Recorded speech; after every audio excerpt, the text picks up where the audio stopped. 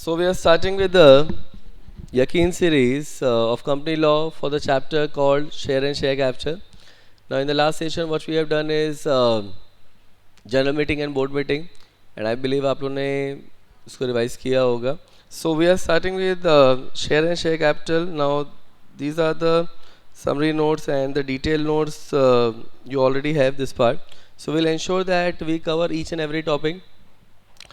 So कितने तरह के शेयर कैपिटल होते हैं? So when you talk about share capital, you can have a equity share capital, preference share capital. Now equity में you can have a pari passu right and differential voting right share, and preference share capital always have a preferential right over equity shareholder. तो अगर हम लोग capital बोलते हैं तो capital is always the amount which company have raised by issuing securities. तो यहाँ पे जब कैपिटल की बात होती है तो capital can be of two component, that is called share capital and debt capital. देखो share capital as I said कि there can be equity share capital, there can be preference share capital, and when we talk about debt capital it is nothing but the borrowing which can be in the form of debentures, deposit, bond, all those things. Clear? अब हम लोग जब kind of share capital की बात करते हैं तो we talk about authorise share capital. We all know that's a maximum capital which is stated in the MOE of the company. दो authorized capital को आप always increase कर सकते हैं. Then there is something called issued share capital जो company ने issue किया है. Subscribe is something what has been subscribed by the members or the shareholder. Called up is something that what company have called from the member, which means that ये company depend करता है company के fund की requirement के ऊपर. तो अगर मान लो 10 रुपये का शेयर है बट कंपनी को अभी पूरा 10 रुपये पर शेयर नहीं चाहिए, so company can always call the money in tranches and that is to be called as called up capital. Paid up is something what have been paid by the share holder. And as we have done that kind of share capital का जो broad term है that is equity and preference. Clear? अब देखो सो share capital जब हम लोग बात करते हैं तो यहाँ पे इसके फीचर्स क्या हैं दैट जब आप कंपनी के शेयर होल्डर बनते हो तो आप कंपनी के मेंबर बन जाते हो. You have a right to participate in the profit. And यहाँ पे एक चीज़ याद रखना, शेयर्स जो होता है ना ये एक मूवेबल प्रॉपर्टी है. एंड अगर ये मूवेबल प्रॉपर्टी है सो ये कहाँ पे कवर होता है?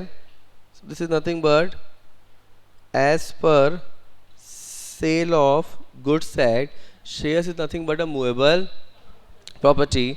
And what is required that it में जब हम लोग फिजिकल फॉर्म में शेयर रखते हैं तो वहाँ पे शेयर सर्टिफिकेट होता है which is having the distinctive number. What is distinctive number? Is nothing but the serial number of shares. Clear? And that is जो शेयर्स है that is a unit, and जो उसी का मोनेटाइज वैल्यू होता है that is to be called as share capital. That's an amount. अब equity capital, preference capital क्या होता है? These are the kind of share capital जिसमें इक्विटी में ना यहाँ पे आपको कोई भी डिविडेंड फिक्स रेट पे नहीं मिलता, मतलब dividend is not mandatory. And preference में आपको डिविडेंड मैंडेटरी हो सकता है depend upon the terms of issue of preference share. And equity is always the equity share are the owners of the company. तो जब कंपनी डिविडेंड पे करता है, जब कंपनी वाइंडिंग अप पे पैसा पे करता है तो उसमें पहला प्रायोरिटी किसको मिलेगा? इक्विटी को या प्रेफरेंस को? preference को, because they have a preferential right over equity shareholder in terms of payment of dividend, in terms of repayment of capital. and equity shareholder के पास जो सबसे बड़ा right होता है that they have a voting right, but preference shareholder can not vote on every matter. they can vote only on those matter which affects their right directly. तो वो चीज़ें जो उनके rights को directly affect करता है they get the voting on those matter. but अगर हम लोग सेक्शन 47 देखते हैं तो अगर प्रेफरेंस शेयर होल्डर्स का डिविडेंड अगर पे नहीं हुआ है कितने पीरियड के लिए? 2 years के लिए, then they will get the same voting right as equity shareholder. अब यहाँ पे इक्विटी का कोई बोनस, इक्विटी का कोई रिडम्पशन नहीं होता because equity is always the permanent capital. Yes हम लोग इक्विटी को भी पे बैक कर सकते हैं in the form of buy back और कैपिटल रिडक्शन, लेकिन preference shares are always redeemable in nature, which mean the company अगर अंडर कंपनी जब प्रेफरेंस शेयर इशू करता है that will always be redeemable in nature. And preference में bonus issue नहीं मिलता. अब इसमें ना एक चीज़ देखना कि जो सेक्शन 43 है that is kind of share capital, वो प्राइवेट कंपनी के ऊपर सेक्शन की जो एप्लीकेबिलिटी है वो कंपनी के एओए पे डिपेंडेंट है।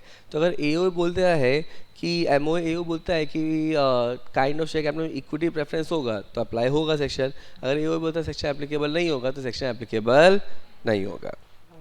Next is called issue of securities at premium. देखो यहाँ पे दो पार्ट है, एक issue of shares at premium, issue of security at discount. जब हम लोग प्रीमियम की बात करते हैं तो इसका मतलब कंपनी कितने वैल्यू का प्रीमियम, व्हाट इज प्रीमियम, कि अगर आप सिक्योरिटी को इशू कर रहे हो above the face value is to be called as premium. अब यहाँ पे कंपनी कितने वैल्यू का प्रीमियम इशू कर सकता है, कितने भी अमाउंट का कर सकता है, और जो भी पैसा सिक्योरिटीज़ प्रीमियम से कलेक्ट किया जाएगा उसको एक सेपरेट अकाउंट में रखा जाता है जिसको बोलते हैं सिक्योरिटीज़ प्रीमियम अकाउंट। अब सिक्योरिटीज़ प्रीमियम क्या फ्री रिजर्व है, नहीं, it is not free reserve and therefore ये डिविडेंड के लिए अवेलेबल नहीं है। तो यहाँ पे क्या लिखा है, तो it is not as a free reserve and company premium कितने वैल्यू का रेस कर सकता है और उसको एक सेपरेट अकाउंट में ट्रांसफर करते हैं, that is to be called securities premium account. Very important part है कि सिक्योरिटीज प्रीमियम का हम लोग यूटिलाइजेशन कहाँ कर सकते हैं। तो प्राइमा फेसी 5 पार्ट होते हैं यूटिलाइजेशन के लिए। पहला होता है कि अगर कंपनी बोनस शेयर इशू करना चाहे वहाँ यूज़ कर सकते हैं। सेकेंडली, अगर कंपनी ने कुछ प्री इनकॉर्पोरेशन एक्सपेंसेस हैं उनको राइट ऑफ करने के लिए कर सकते हैं। इसके अलावा अगर कंपनी ने सिक्योरिटीज इशू किया है डिस्काउंट पे, एक्सपेंसेस कमीशन जो है सिक्योरिटीज़ उसको राइट ऑफ करने के लिए यूज़ कर सकते हैं। इसके अलावा अगर कंपनी ने रिडम्पशन किया है प्रेफरेंस शेयर्स का, अदर सिक्योरिटीज़ का ऑन प्रीमियम, मतलब मान लो मेरा 100 रुपये का प्रेफरेंस शेयर तो मैंने 110 में उसका रिडम्पशन किया है, तो जो 10 रुपये एक्स्ट्रा पे किया है वो मैं सिक्योरिटीज प्रीमियम से एडजस्ट कर सकता हूँ। And the last is buy back of securities. Clear, याद रखना, अगर कंपनी ने सिक्योरिटीज प्रीमियम को यूज़ किया है for any purpose other than these 5 तो इसको क्या माना जाता है, रिडक्शन ऑफ शेयर कैपिटल। तो इसके अलावा अगर कंपनी ने किसी भी काम के लिए यूटिलाइजेशन के अलावा नाउ तो any purpose except these 5 shall be treated as capital reduction। समझा?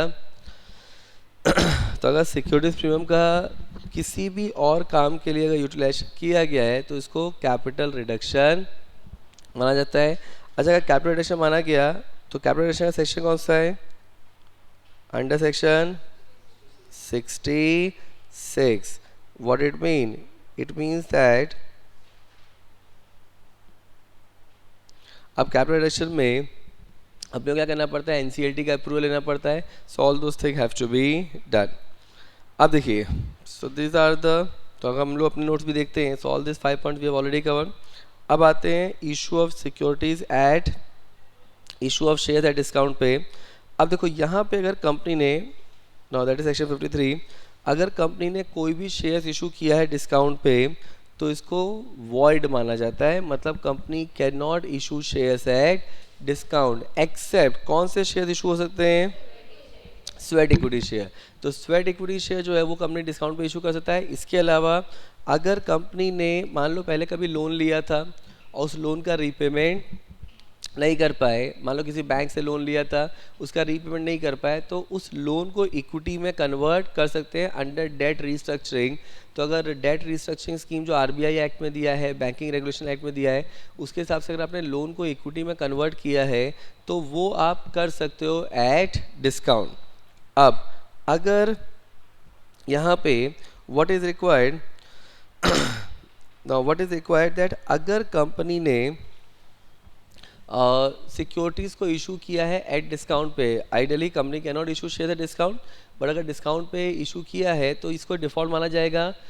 पेनल्टी किसके ऊपर आएगी, company and every officer in default penalty आ जाएगी। कितनी पेनल्टी, जितना पैसा आपने डिस्काउंट से रेज किया है और 5 lakhs which ever is lesser. Clear? इसके अलावा कंपनी ने जितना भी पैसा रेज किया है कंपनी को उतना पैसा रिफंड करना पड़ेगा अलॉन्ग विद इंटरेस्ट। कितना परसेंट इंटरेस्ट है, 12% पर एनम। क्लियर? अब इसमें यहाँ पे आप लोगों को पहले ही बताया हुआ है दैट कंपनी जब डिस्काउंट की बात करते हैं, issue of shares at discount, तो company can not issue share discount, लेकिन फॉरफिटेड शेयर्स को आप डिस्काउंट पे री इशू कर सकते हो, बिकॉज री issue of forfeited share is more like a transfer of share rather than issue of shares. Second thing, हम लोग यहाँ पे शेयर्स की बात कर रहे हैं, मतलब अगर हम लोग डिवेंचर्स को डिस्काउंट पे इशू करना चाहें तो कर सकते हैं. क्लियर? अब देखो now the next thing, now ये बहुत ही सिंपल पार्ट है, that is publication of authorise subscribe and paid up share capital. ये अब इसमें क्या बोला है कि जहाँ पे भी कंपनी का ऑथराइज कैपिटल मेंशन किया जाएगा, वहाँ पे आपको कंपनी का पेड अप एंड सब्सक्राइब पे मेंशन करना पड़ेगा, because if you are just mentioning the authorise share capital and not mentioning the paid up share capital, it can always give a wrong indication. तो यहाँ पे आपको जिस भी जगह पे कंपनी का ऑथराइज कैपिटल मेंशन होगा, वहाँ पे कंपनी का issued and subscribe and paid up share capital mention करना पड़ेगा, और अगर नहीं किया तो इसको डिफॉल्ट माना जाएगा, which will attract penalty. Clear? अब देखिए, सो यहाँ पे the next topic is bonus share. अच्छा, so bonus shares is nothing but capitalisation of profit. मतलब कंपनी का जो पास्ट प्रॉफिट है, कंपनी उसके अगेंस्ट में शेयर होल्डर को, जो एग्जिस्टिंग शेयर होल्डर हैं, उनको बोनस शेयर देता है, and that is to be given free of cost. मतलब वहाँ पे शेयर होल्डर को कुछ भी पे करने की ज़रूरत नहीं है. तो अब यहाँ पे जो बोनस का जो सेक्शन है, that is section 63. And bonus के लिए क्या बोला गया, देखो सबसे पहले तो अथॉरिटी कहाँ होनी चाहिए, कंपनी के एओ में. अब अगर एओ में अथॉरिटी नहीं तो क्या करने का, एओ ऑल्टर करने का बाय पासिंग स्पेशल रेजोल्यूशन.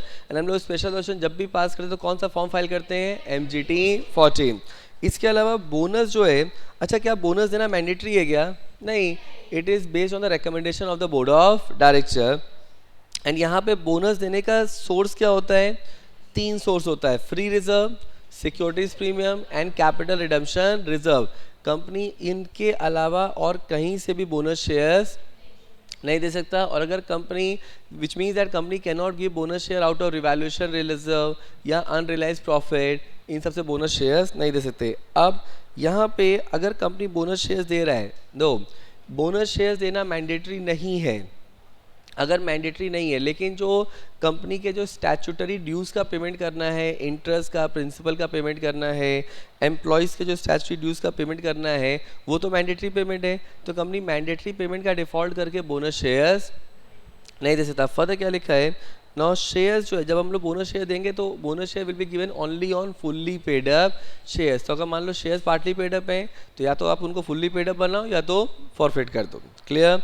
अब बोनस शेयर्स जो दिया जाता है, now it is not being given in lieu of dividend. In lieu of dividend मतलब क्या होता है कि अगर कंपनी ने डिविडेंड डिक्लेयर किया है तो डिविडेंड देंगे, बोनस शेयर डिक्लेयर किया है तो बोनस शेयर देंगे. आप बोनस डिक्लेयर करके डिविडेंड एंड डिविडेंड डिक्लेयर करके बोनस शेयर्स नहीं दे सकते. एंड एक बार अगर आपने बोनस अनाउंस कर दिया तो बाद में आप उसको सब्सिक्वेंटली विड्रॉ नहीं कर सकते. क्लियर?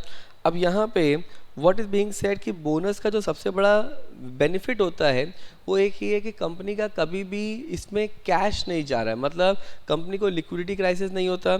नाउ यहाँ पे जब बोनस शेयर्स दिए जाते हैं तो number of shares in the market will increase, और अगर नंबर ऑफ शेयर्स मार्केट में बढ़ जाएंगे तो value, market value of shares कम हो जाता है.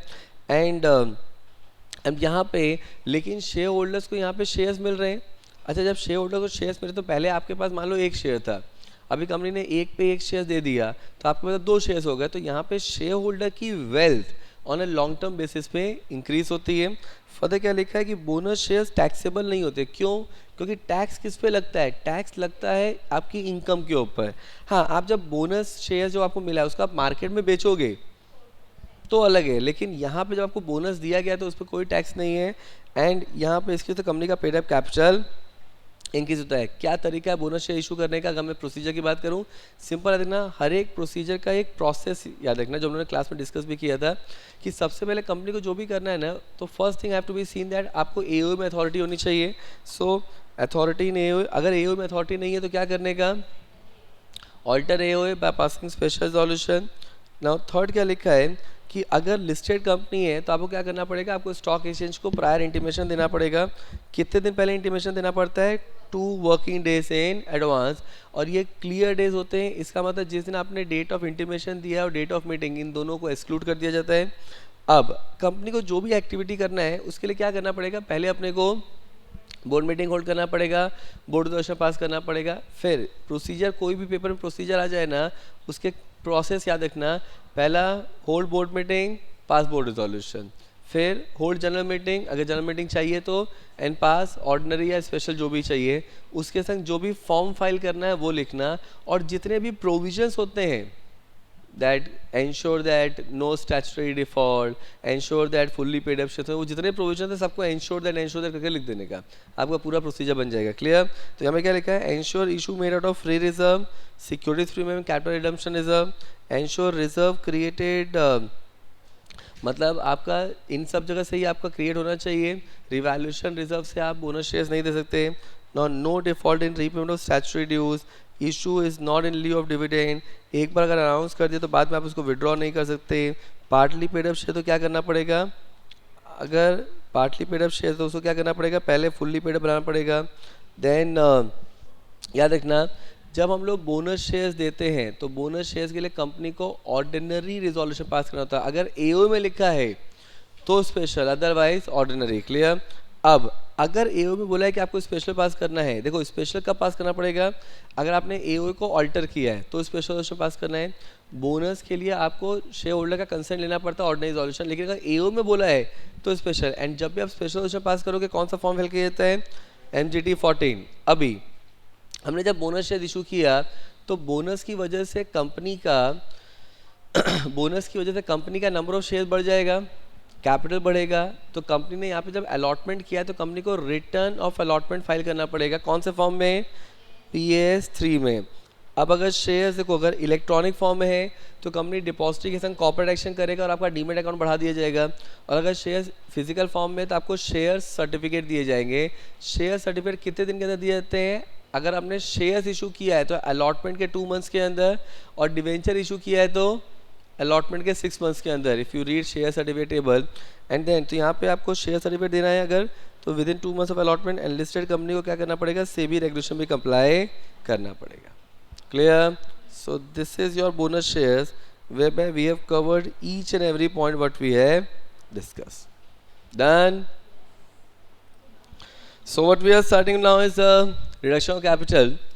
अब जब कंपनी की कैपिटल में रिड्यूस करते हैं so it can be with NCLT approval and without NCLT approval. अगर हम लोग विद NCLT अप्रूवल की बात करते हैं तो इसको क्या बोलते हैं, reduction of share capital. And अगर विदाउट NCLT अप्रूवल तो it is called diminution of share capital. अब देखो, जब हम लोग यहाँ पे रिडक्शन ऑफ शेयर कैपिटल की बात करते हैं तो रिडक्शन ऑफ कैपिटल में व्हाट इज इम्पॉर्टेंट कि अपना अथॉरिटी एओ में होनी चाहिए। सेम अगर अथॉरिटी एओ में नहीं है तो क्या करना पड़ेगा अपने को, एओ ऑल्टर करो by passing special resolution. And यहाँ पे रेगुलेटरी फ्रेमवर्क है, that is nothing but section 66 plus NCLT rules are there. And company को अगर कैपिटल रिडक्शन करना है तो कंपनी को क्या करना पड़ेगा, कंपनी को स्पेशल रेजोल्यूशन पास करना पड़ेगा एंड NCLT का अप्रूवल लेना पड़ेगा। अब यहाँ पे जब आप NCLT के पास पेटिशन फाइल करते हो for the purpose of capital reduction, तो यहाँ पे NCLT क्या करता है, NCLT आपकी जो कैपिटल रिडक्शन की स्कीम है वो फॉरवर्ड करता है। सो स्कीम किस किस को फॉरवर्ड किया जाता है, सो NCLT स्कीम फॉरवर्ड करता है सेंट्रल गवर्नमेंट को, ROC को, क्रेडिटर को एंड सेबी को। Clear?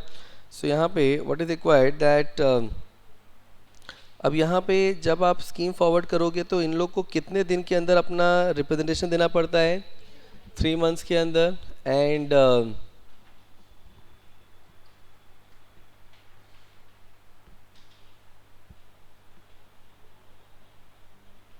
Creditor and SEBI, and यहाँ पे आपको कितने दिन के अंदर रिप्रेजेंटेशन देना पड़ता है इन लोगों को, 3 मंथ्स के अंदर। अगर 3 मंथ्स के अंदर रिप्रेजेंटेशन नहीं दिया गया तो क्या माना जाएगा कि इनको कोई ऑब्जेक्शन नहीं है। फर्दर NCLT ये भी इंश्योर करेगा कि जो भी कंपनी के डेट है, जो भी कंपनी के क्रेडिटर्स हैं, उनका अमाउंट या तो पे हो गया है, दैट इज़ फर्स्ट थिंग, या तो उनका अमाउंट डिटरमाइंड हो गया है, या तो उनका अमाउंट सिक्योर हो गया है, या तो उन क्रिएटर से कंसेंट ले लिया गया है। एंड जो भी NCLT एंड वंस NCLT, अच्छा NCLT will also ensure that जो भी अकाउंटिंग ट्रीटमेंट है under the scheme of capital reduction it is in conformity with the accounting standard. जब NCLT सब चीज़ें कंफर्म करेगा उसके बाद NCLT क्या करेगा, NCLT कैपिटल रिडक्शन को कंफर्म करेगा एंड अपना कंफर्मेशन ऑर्डर इशू करेगा। अब जो ऑर्डर इशू किया है NCLT ने उसको क्या किया जाएगा, उसको पब्लिश करेंगे। अच्छा कौन से न्यूज़पेपर पब्लिश करेंगे ये भी NCLT स्पेसिफाई करेगा।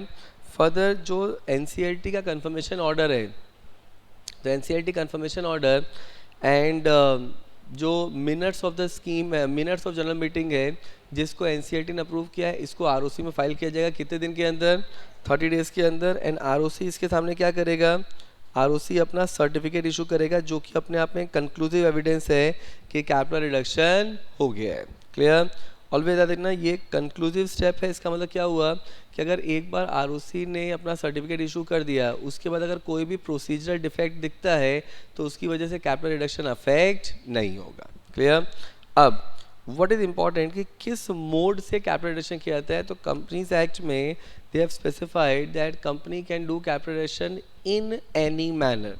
अब देखो यहाँ पे जो वर्ड है इन एनी मैनर, इसका मतलब कंपनी कैपिटल रिडक्शन किसी भी तरीके से कर सकता है। तो यहाँ पे क्या लिखा है कि कंपनी कैपिटल रिडक्शन कर सकता है which have an effect of reducing or extinguishing the liability of the share holder. मतलब अगर शेयर होल्डर ने कुछ अमाउंट पे नहीं किया है तो कंपनी कैपिटल रिडक्शन बोल सकता है कि ठीक है ये अमाउंट पे करने की ज़रूरत ही नहीं है, या तो आप ये अमाउंट सर्टेन लेसर अमाउंट पे कर सकते हो। इसके अलावा अगर कंपनी का कुछ लॉस्ट कैपिटल है, कंपनी के कुछ एक्यूमुलेटेड लॉसेज हैं, कंपनी के एसेट साइड में कोई एसेट खड़ा है जो एक्चुअली एसेट है ही नहीं, मतलब अगर मान लो कंपनी के एक्यूमुलेटेड लॉसेज हैं जो कि कंपनी के एसेट साइड में दिख रहा है लेकिन क्या वो रियल में एसेट है, नहीं, that is a fictitious asset, तो कंपनी उन फिक्टिशियस एसेट को राइट ऑफ कर सकता है। That is how against the capital. And यहाँ पे अगर कंपनी के पास सरप्लस फंड पड़ा है तो कंपनी उसको भी उसको शेयर होल्डर को रिटर्न कर सकता है which have an effect of extinguishing or reducing the liability of the share holder. ये समझा। अब देखो तो यहाँ पे so what is being said that if you see the notes also, तो यहाँ पे कैपिटल रिडक्शन के जो भी प्रोविजन है कहाँ दिए हुए हैं, तो कंपनी लिमिटेड बाय शेयर्स में या तो company limited by guarantee with share capital. And company capital reduction कैसे कर सकता है, तो extinguishing the liability of share holder या reducing liability of share holder to the extent of unpaid value of shares, या तो कंपनी जो fictitious losses है, लॉस कैपिटल है, उसको राइट ऑफ कर सकता है। इसके अलावा कंपनी के पास जो सरप्लस फंड है वो शेयर होल्डर को रिटर्न कर सकता है which have an effect of extinguishing the liability. And जो सरप्लस फंड है उसको रिटर्न कर सकता है without extinguishing or reducing the liability, मतलब जो पैसा आपको दिया गया बाद में अगर कंपनी चाहे तो वो पैसा आपसे वापस ले सकता है। क्लियर। अब what is further being said कि यहाँ पे अगर रिडक्शन ऑफ शेयर कैपिटल की वजह से कंपनी के MOA AOA पे ऑल्टरेशन आ रहा है तो कंपनी को अकॉर्डिंगली MOA में भी चेंजेस करने पड़ेंगे। एंड अगर कंपनी ने, वेरी इंपॉर्टेंट पॉइंट है कि अगर कंपनी ने डिपॉजिट के रीपेमेंट में डिफ़ॉल्ट किया है या तो उसके इंटरेस्ट पेमेंट डिफ़ॉल्ट किया है तो कंपनी कैपिटल रिडक्शन नहीं कर सकता। कब तक, जब तक कि वो डिफ़ॉल्ट रेक्टिफाई नहीं हो जाएगा। And as you discuss that आपको कैपिटल रिडक्शन के लिए एप्लीकेशन NCLT को देना पड़ेगा। NCLT जब एप्लीकेशन मिलेगा तो सेंट्रल गवर्नमेंट ROC से भी क्रेडिटर्स को फॉरवर्ड करेगा, इन लोग को अपना रिप्रेजेंटेशन देना है 3 महीने के अंदर। 3 महीने में रिप्रेजेंटेशन नहीं दिया तो मान लिया जाएगा कि उनके पास कोई ऑब्जेक्शन नहीं है। NCLT कैपिटल रिडक्शन को कंफर्म करने से पहले ये इंश्योर करेगा कि हर एक क्रेडिटर का अमाउंट या तो डिस्चार्ज हो जाना चाहिए, या तो डिटरमाइंड हो जाना चाहिए, या तो सिक्योर होना चाहिए, या तो कंसेंट ऑब्टेन हो जाना चाहिए। फर्दर जो कैपिटल रिडक्शन की स्कीम है उसमें अकाउंटिंग स्टैंडर्ड, अकाउंटिंग ट्रीटमेंट जो है it should be in line with the accounting standard. And यहाँ पे जो भी NCLT कंफर्मेशन ऑर्डर होगा उसको पब्लिश कर दिया जाएगा। समझ रहा है, all the points you have already covered. Clear. So NCLT confirmation order जो है उसको पब्लिश किया जाएगा न्यूज़पेपर में, कौन से न्यूज़पेपर में, वेबसाइट पे तो कौन सी वेबसाइट पे, ये सब NCLT बताएगा। एंड जो NCLT कंफर्मेशन ऑर्डर है एंड मिनट्स जो है उसको फाइल करेंगे आरओसी में 30 डेज़ के अंदर। नाउ मिनट्स में क्या लिखा होता है, तो मिनट्स में आपका now this minutes need to be approve by NCLT, जिसमें लिखा है कि कंपनी का कैपिटल कितना है, अमाउंट कितना है, number of shares, face value, paid up value, ये पूरा डिटेल दिया होता है कि कैपिटल रिडक्शन से पहले कितना था और कैपिटल रिडक्शन के बाद कितना है। अब आरओसी क्या करेगा, एनसीएलटी कंफर्मेशन ऑर्डर को जब आरओसी के पास आप NCLT confirmation order and minutes file करो तो आरओसी उसको रजिस्टर करेगा और अपना सर्टिफिकेट इशू करेगा। एक बार अगर आरओसी ने अपना सर्टिफिकेट इशू कर दिया तो इसको एक कंक्लूसिव एविडेंस माना जाएगा एंड बाद में अगर कोई प्रोसीजरल डिफेक्ट सामने आता भी है तो भी it will not invalidate the capital reduction process. Clear? और अगर किसी भी ऑफिसर ने जानबूझ के डिफ़ॉल्ट किया है तो वहाँ पे उस ऑफिसर के ऊपर 447 की पेनल्टी लगेगी। So this is to be called as reduction of share capital. अब अगर कंपनी की कैपिटल रिड्यूस हो रही है जिसके लिए अपने को एनसीएलटी अप्रूवल नहीं चाहिए तो उसको हम लोग क्या बोलते हैं, डिमिनिशन ऑफ शेयर कैपिटल, जिसके लिए अपने को ओआर पास करना है एंड इसके लिए एनसीएलटी अप्रूवल लेने की ज़रूरत नहीं है। अच्छा, यहाँ पे डिमिनिशन अगर हम लोग देखते हैं तो डिमिनिशन में क्या क्या मेथड हो सकते हैं, तो पहला diminution can be forfeiture can be a part of diminution, then surrender of shares, इसके अलावा buyback of securities, redemption of preference shares, इसके अलावा अगर कैंसिलेशन ऑफ शेयर कैपिटल है, इसके अलावा अगर एनसीएलटी ऑर्डर देता है for prevention of operation mismanagement की डिफॉल्टिंग शेयर होल्डर के शेयर्स को कंपल्सरी बायबैक कर लिया जाए, these are all nothing but cancellation diminution of share capital जिसके लिए एनसीएलटी अप्रूवल लेने की ज़रूरत नहीं है। क्लियर?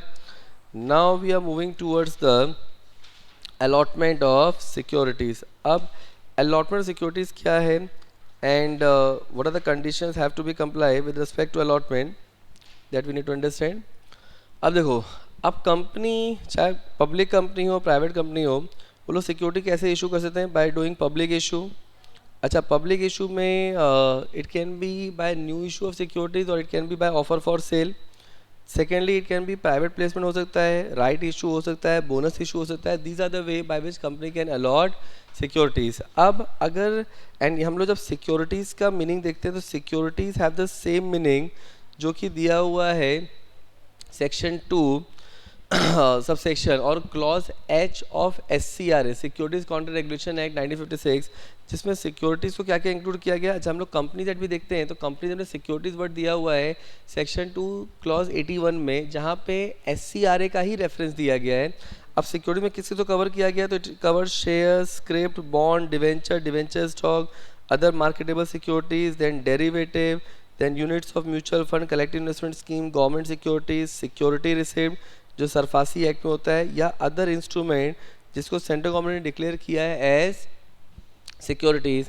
इसके अलावा अगर कोई राइट्स और इंटरेस्ट इन सिक्योरिटी है और कोई भी अगर अदर इंस्ट्रूमेंट अगर इन्वेस्टर को इशू किया गया है which is evidencing debt also, then that is also to be called as securities. अब यहाँ पे अगर कंपनी अलॉटमेंट कर रहा है तो अलॉटमेंट में कुछ बेसिक प्रिंसिपल्स क्या होते हैं कि अलॉटमेंट जो है वो कौन करेगा, तो it need to be done by the board of director और by the committee of director, मतलब एक प्रॉपर अथॉरिटी होनी चाहिए अलॉटमेंट करने के लिए एंड अलॉटमेंट एक रीजनेबल टाइम के अंदर कर दिया जाएगा। अब रीजनेबल टाइम का मतलब क्या हुआ ना, अगर हम लोग डिपॉजिट रूल्स पढ़ते हैं तो जब कंपनी को पैसा मिला है तो उसके 60 डेज़ के अंदर अलॉटमेंट हो जाना चाहिए एंड अगर 60 डेज़ के अंदर अलॉटमेंट नहीं होता है तो डिपॉजिट रूल्स में क्या है कि पैसा रिफंड करना पड़ेगा, नहीं किया तो वो डिपॉजिट बन जाएगा।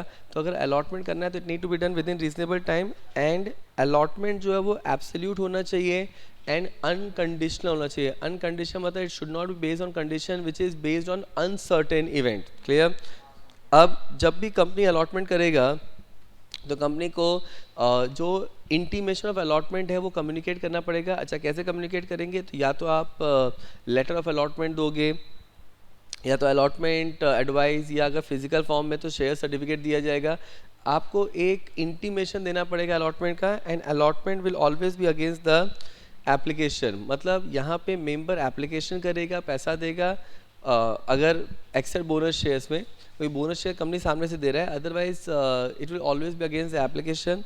एंड इसमें अलॉटमेंट जो है वो कॉन्ट्रावेंशन ऑफ लॉ नहीं होना चाहिए। इसका मतलब क्या हुआ है कि अगर मान लो under any other law also, for example FEMA में आप सिटीजन ऑफ पाकिस्तान को इंडियन कंपनी शेयर अलॉट नहीं कर सकता, तो फिर आप ऐसा अलॉटमेंट नहीं कर सकते जो प्रोविजंस और लॉ को कंप्लाई ना करे।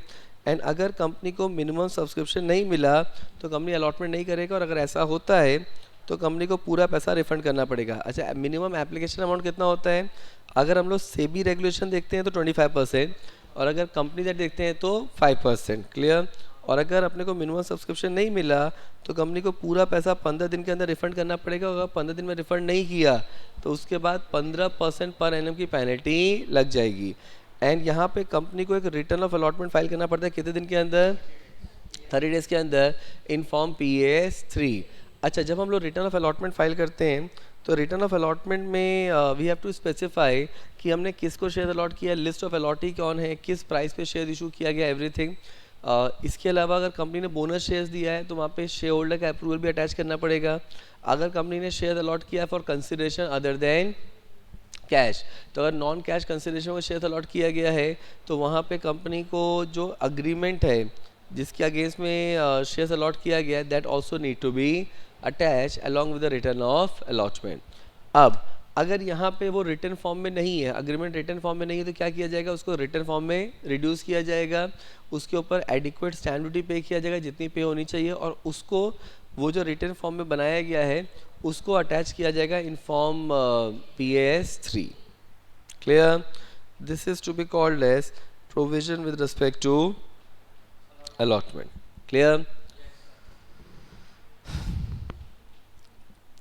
So the allotment being done, and now we are moving towards the next topic that is to be called as buyback of securities, that is comprised of section 68, 69 and 70. अब यहाँ पे what is very important that buyback होता क्या है? तो buyback में company ने investor पैसा लिया था, अब कंपनी क्या करता है? बायबैक में इन्वेस्टर को पैसा वापस कर देता है और सिक्योरिटीज़ को रीपर्चेज कर लेता है, एंड इसकी वजह से कंपनी का कैपिटल कम हो जाता है क्योंकि it results into extinguishment of securities.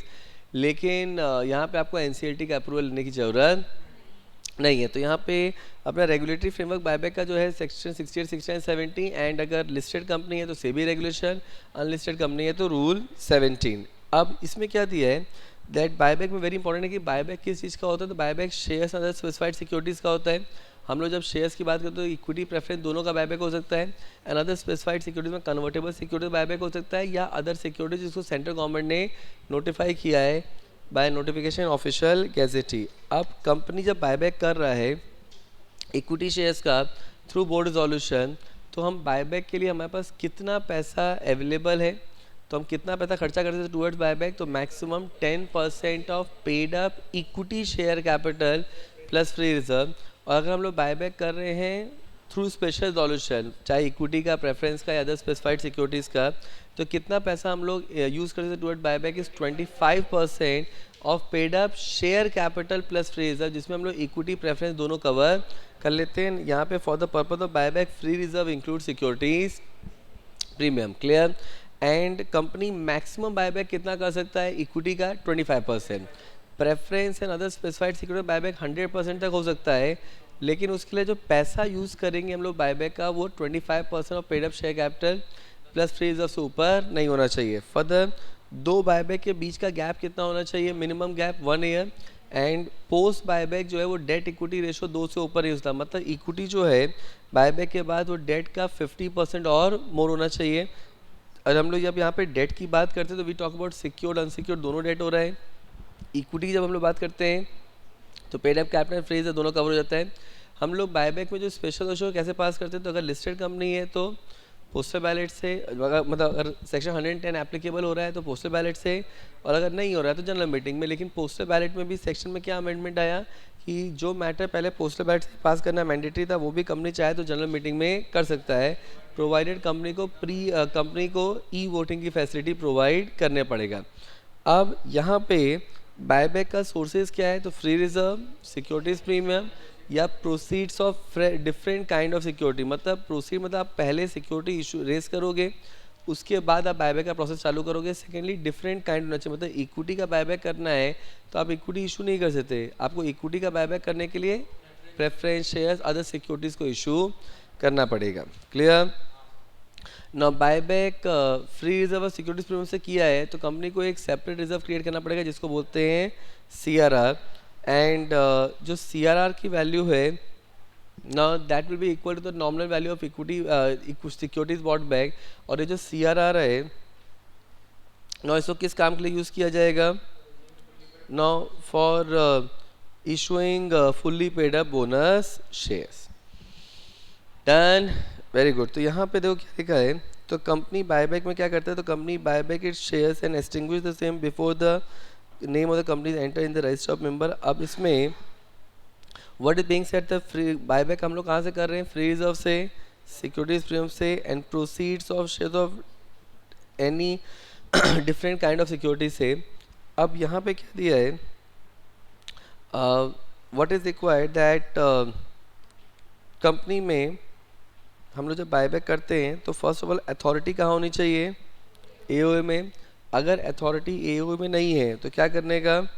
पहले AOA को ऑल्टर कर देने का bye passing special solution. Secondly buyback जो है वो सिर्फ फुल्ली पेड अप सिक्योरिटीज़ का हो सकता है। जब कंपनी स्पेशल सॉल्यूशन के लिए नोटिस देगा तो उसके संग कंपनी को एक्सप्लेनेटरी स्टेटमेंट देना पड़ेगा जिसमें पूरा डिटेल दिया जाएगा कि किस सिक्योरिटी बायबैक कर रहे हैं, कितने दिन के अंदर करने वाले हैं, कितना पैसा यूज़ होने वाला है, कितने टाइम लिमिट में हो जाएगा, क्या पर्पस है बायबैक करने का। So those thing have to be specified. And buyback कितने दिन के अंदर कंप्लीट करना होता है? Within 1 year of passing of board resolution और special resolution. And modes for buyback में क्या दिया है कि आप मोड्स ऑफ बायबैक में कहाँ से हम लोग बायबैक कर सकते हैं? तो existing security holder on proportional basis से कर सकते हैं या तो ओपन मार्केट से कर सकते हैं। अच्छा, ओपन मार्केट में भी ये किसके लिए एप्लीकेबल होगा? लिस्टेड कंपनी के लिए। एंड या तो अगर एम्प्लॉयज़ को सिक्योरिटीज़ दिया गया है परसुएंट टू स्टॉक ऑप्शन या स्वेट इक्विटी तो उन सिक्योरिटीज़ का बायबैक हो सकता है। अभी अगर कंपनी बायबैक करता है तो कंपनी को क्या करना पड़ता है? ROC एंड सेबी में एक डिक्लेरेशन ऑफ सॉल्वेंसी फाइल करना पड़ता है इन फॉर्म SH9। ये डिक्लेरेशन ऑफ सॉल्वेंसी क्या कंफर्म कर रहा है कि कंपनी सॉल्वेंट है and going to remain solvent for the next 1 year. एंड ये डिक्लेरेशन ऑफ सॉल्वेंसी को कम से कम 2 डायरेक्टर साइन करेंगे जिसमें से एटलीस्ट एक मैनेजिंग डायरेक्टर होना चाहिए इफ़ एनी।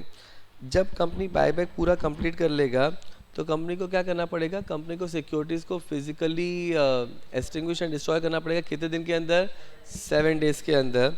एंड यहाँ पे बायबैक ख़त्म होने के बाद बायबैक ख़त्म होने के बाद company same kind of security को इशू नहीं कर सकता। कितने पीरियड के लिए?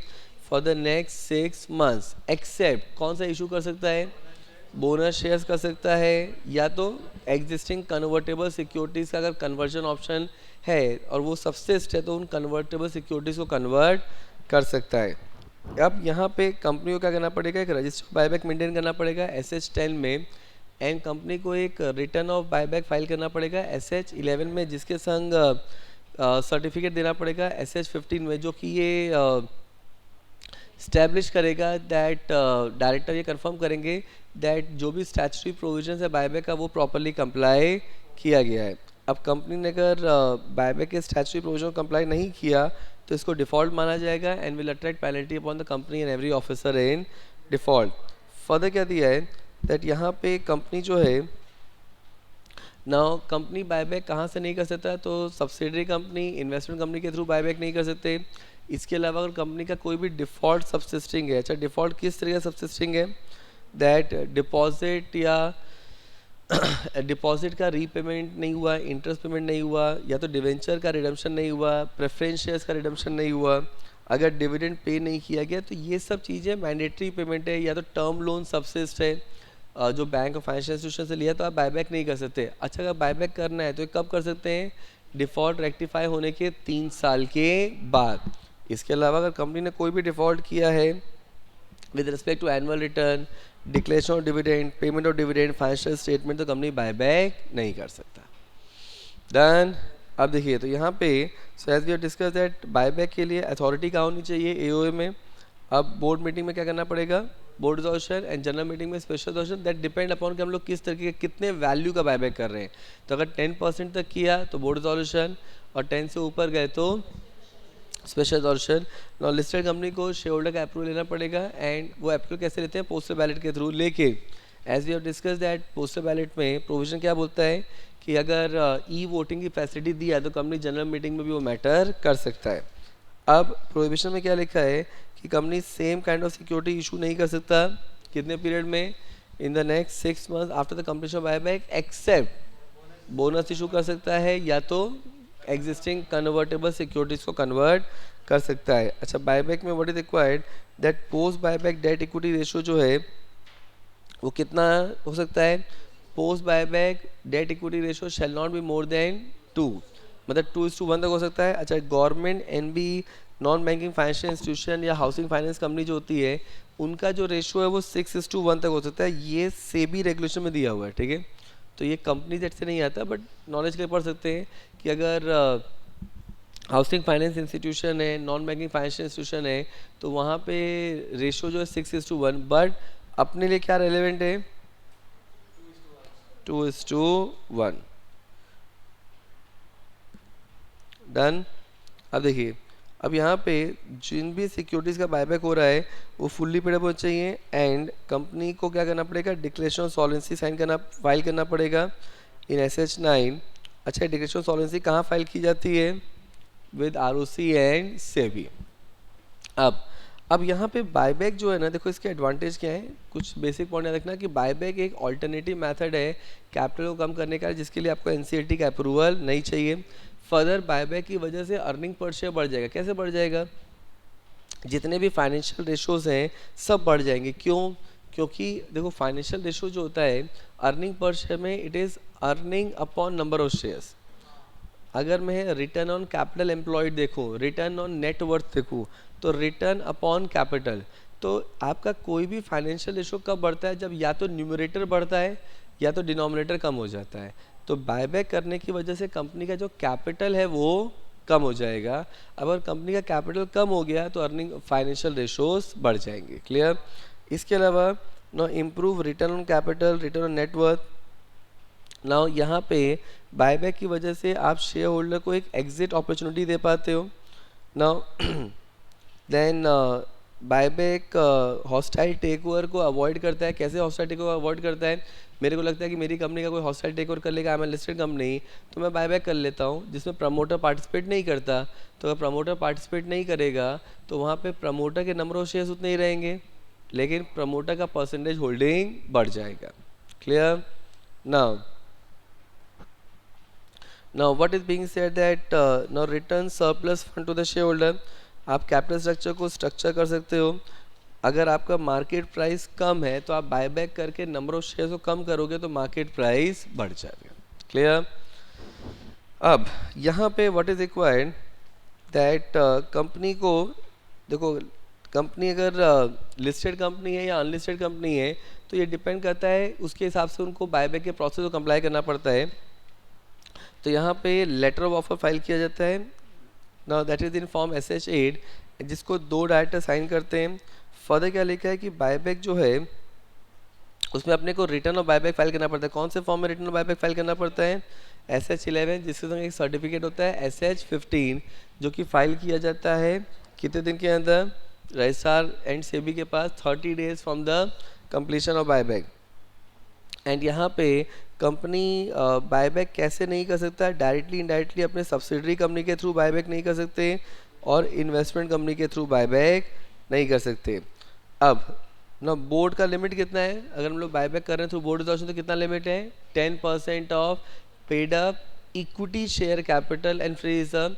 और अगर हम लोग स्पेशल रिजोल्यूशन बायबैक कर रहे हैं तो कितना लिमिट है, 25% of paid up share capital plus free reserve. And यहाँ पे जब हम लोग एंड यहाँ पे हम लोग जब पेड अप शेयर कैपिटल की बात कर रहे हैं तो पेड अप शेयर कैपिटल में आपका इक्विटी एंड प्रेफरेंस दोनों कंसिडर हो जाता है। क्लियर।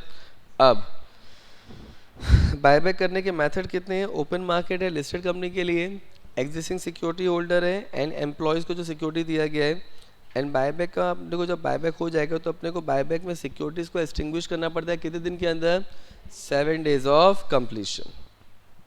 क्लियर। अब देखिए, अब इसमें now rest point we have already covered, so buyback is clear।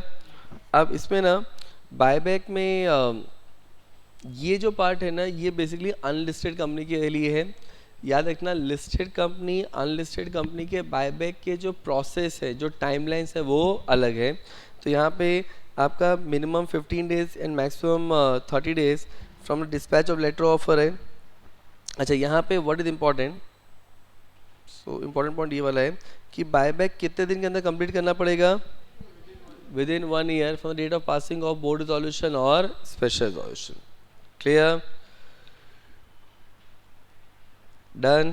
So with this your buyback part is over. The next topic is share certificate. देखो share certificate क्या होता है. Now share certificate जो है ना वो basically पिक्चर में कब आता है, जब सिक्योरिटीज किस फॉर्म में है, फिजिकल फॉर्म में. तो यहाँ पे तो ये जो सर्टिफिकेट है ये किसको इशू किया जाता है, कंपनी के मेंबर्स को, जिसमें आपके पास कितने शेयर्स हैं, नंबर ऑफ शेयर्स कितने हैं, होल्डर का नाम क्या है एंड पेड अप अमाउंट लिखा होता है. दैट इज़ वेरी इंपॉर्टेंट कि शेयर सर्टिफिकेट में क्या लिखा होता है, दो चीज़ें, number of shares held and paid up amount on each share. हर एक शेयर्स का डिस्टिंक्टिव नंबर होता है एंड कंपनी को अगर शेयर सर्टिफिकेट इशू करना है तो कंपनी को क्या करना पड़ेगा, बोर्ड मीटिंग का होल्ड करना पड़ेगा एंड बोर्ड रिजोल्यूशन पास करना पड़ेगा. शेयर सर्टिफिकेट कौन से फॉर्मेट में होता है, SH1 में, ऑलवेज रिमेंबर. एंड इसको कंपनी के कॉमन सील में इशू किया जाता है इफ़ एनी. याद रखना कॉमन सील जो है अब वो कंपलसरी नहीं है, it is an optional. And यहाँ पे और इसको कौन साइन करेगा, तो it will be sign by 2 directors और या तो एक director and company secretary if any. और अगर OPC है तो इसको एक डायरेक्टर साइन करेगा एंड यहाँ पे या तो कंपनी सेक्रेटरी या तो उसको ऑथेंटिकेट कौन करेगा, कंपनी सेक्रेटरी या person authorise by the director. And जिस भी पर्सन का नाम रजिस्टर ऑफ शेयर सर्टिफिकेट में जिसका नाम लिखा है उसका नाम रजिस्टर ऑफ मेमो में लिखा जाता है. बिकॉज अगर आपके पास सर्टिफिकेट है तो ये अपने आप में एविडेंस है कि आप उन शेयर्स के ओनर हो. अब यहाँ पे क्या लिखा है दैट आपको सर्टिफिकेट कितने दिन के अंदर इशू किया जाता है. तो अगर हम लोग सब्सक्राइबर्स की बात कर रहे हैं तो जब कंपनी इनकॉर्पोरेट होगा उसके 2 महीने के अंदर. अगर हम लोग अलॉटमेंट की बात कर रहे हैं and that too allotment of shares, तो within 2 months of the allotment of shares. अगर हम लोग डिवेंचर्स के अलॉटमेंट की बात करें तो within 6 months from the date of allotment. और अगर ट्रांसमिशन की बात हो रही है तो within 30 days from the date of receipt of application. Clear? अब तो विद इन 1 month. अब यहाँ पे शेयर सर्टिफिकेट का लीगल इफेक्ट क्या है. No when you talk about legal effect, इसका मतलब there something called estoppel S2 title and estoppel S2 payment. मतलब क्या हुआ कि अगर किसी पर्सन के नाम पे शेयर सर्टिफिकेट है, now estoppel S2 title and estoppel S2 payment, इसका मतलब क्या हुआ कि अगर किसी के पास शेयर सर्टिफिकेट है तो ये अपने आप में इस्टेब्लिश करता है कि उसके पास उन शेयर्स की ओनरशिप है. मतलब कोई भी पर्सन उसकी ओनरशिप पे क्वेश्चन मार्क नहीं कर सकता. और जितना सर्टिफिकेट में अमाउंट पेड अप लिखा है उतना अमाउंट ये माना जाएगा कि उसने उतना अमाउंट पे कर दिया है. मतलब वो अमाउंट आप उससे क्लेम नहीं कर सकते. अब what is further being said that अगर कंपनी ने अगर आपका ओरिजिनल शेयर सर्टिफिकेट खो गया है तो ओरिजिनल सर्टिफिकेट अगर लॉस, डिस्ट्रॉयड, म्यूटिलेटेड अगर हो गया है तो आपको क्या करना पड़ेगा, आपको डुप्लीकेट सर्टिफिकेट इशू करना पड़ेगा. एंड डुप्लीकेट कौन इशू करेगा, कंपनी करेगा by passing board resolution. And यहाँ पे आपको ना डॉक्यूमेंट सबमिट करना पड़ेगा जस्ट टू इस्टेब्लिश कि आपका ओरिजिनल शेयर सर्टिफिकेट खो गया, जिसमें बोर्ड ऑफ डायरेक्टर आपको बोल सकते हैं कि आपको क्या क्या डॉक्यूमेंट सबमिट करना है, जिसमें वो लोग आपसे इंडेमनिटी बॉन्ड भी मांग सकते हैं. अब यहाँ पे व्हाट इज़ रिक्वायर्ड दैट जब कंपनी डुप्लीकेट सर्टिफिकेट इशू करेगा तो कंपनी को उस पर्सन का नाम रजिस्टर में लिखना पड़ेगा. तो रजिस्टर कौन सा है, SH2. तो SH2 क्या है, it is nothing but the register of duplicate and renewed share certificate. और अगर यहाँ पे अच्छा डुप्लीकेट सर्टिफिकेट में ये लिखा जाएगा कि ये जो सर्टिफिकेट है ये डुप्लीकेट शेयर सर्टिफिकेट है. और अगर कंपनी ने जानबूझ के गलत सर्टिफिकेट इशू किया तो इसको डिफ़ॉल्ट माना जाएगा. एंड पेनल्टी किसके ऊपर आएगी, company and officer in default penalty आ जाएगी. कितनी पेनल्टी आएगी कंपनी के ऊपर, minimum, now if you see the penalty part, so minimum 5 times of the face value और और 5 times of face value, that is minimum penalty. Maximum penalty कितनी है, 10 times और 5-10 crore whichever is higher. And officer in default penalty जो आएगी वो 447 की, that is nothing but the penalty for fraud. Clear? Done. अब देखिए, अब यहाँ पे ना क्वेश्चन ये है कि क्या शेयर सर्टिफिकेट एक ऑफिशियल पब्लिकेशन है. ये हम लोगों ने क्लास में किया है. देखो, if you see the last point of our notes, whether share certificate is official publication, always remember it is not an official publication. तो शेयर्स एक मूवेबल प्रॉपर्टी है. and as I said that in the start of the session कि shares एक movable property है. when we talk about movable property, जो कि cell of goods act में goods के रूप में डिफाइन किया गया है. एंड सर्टिफिकेट जो है वो बेसिकली एक शेयर होल्डर की ओनरशिप को, उसके पेमेंट को कंफर्म कर रहा है. Now it is not a publication.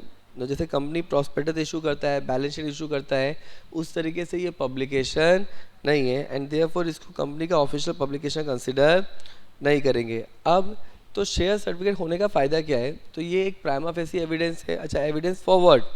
Evidence कि आपके पास उन शेयर्स की ओनरशिप है, एविडेंस कि आपने उतना अमाउंट पे कर दिया है. और अगर पर्सन यहाँ पे क्या लिखा है कि अगर company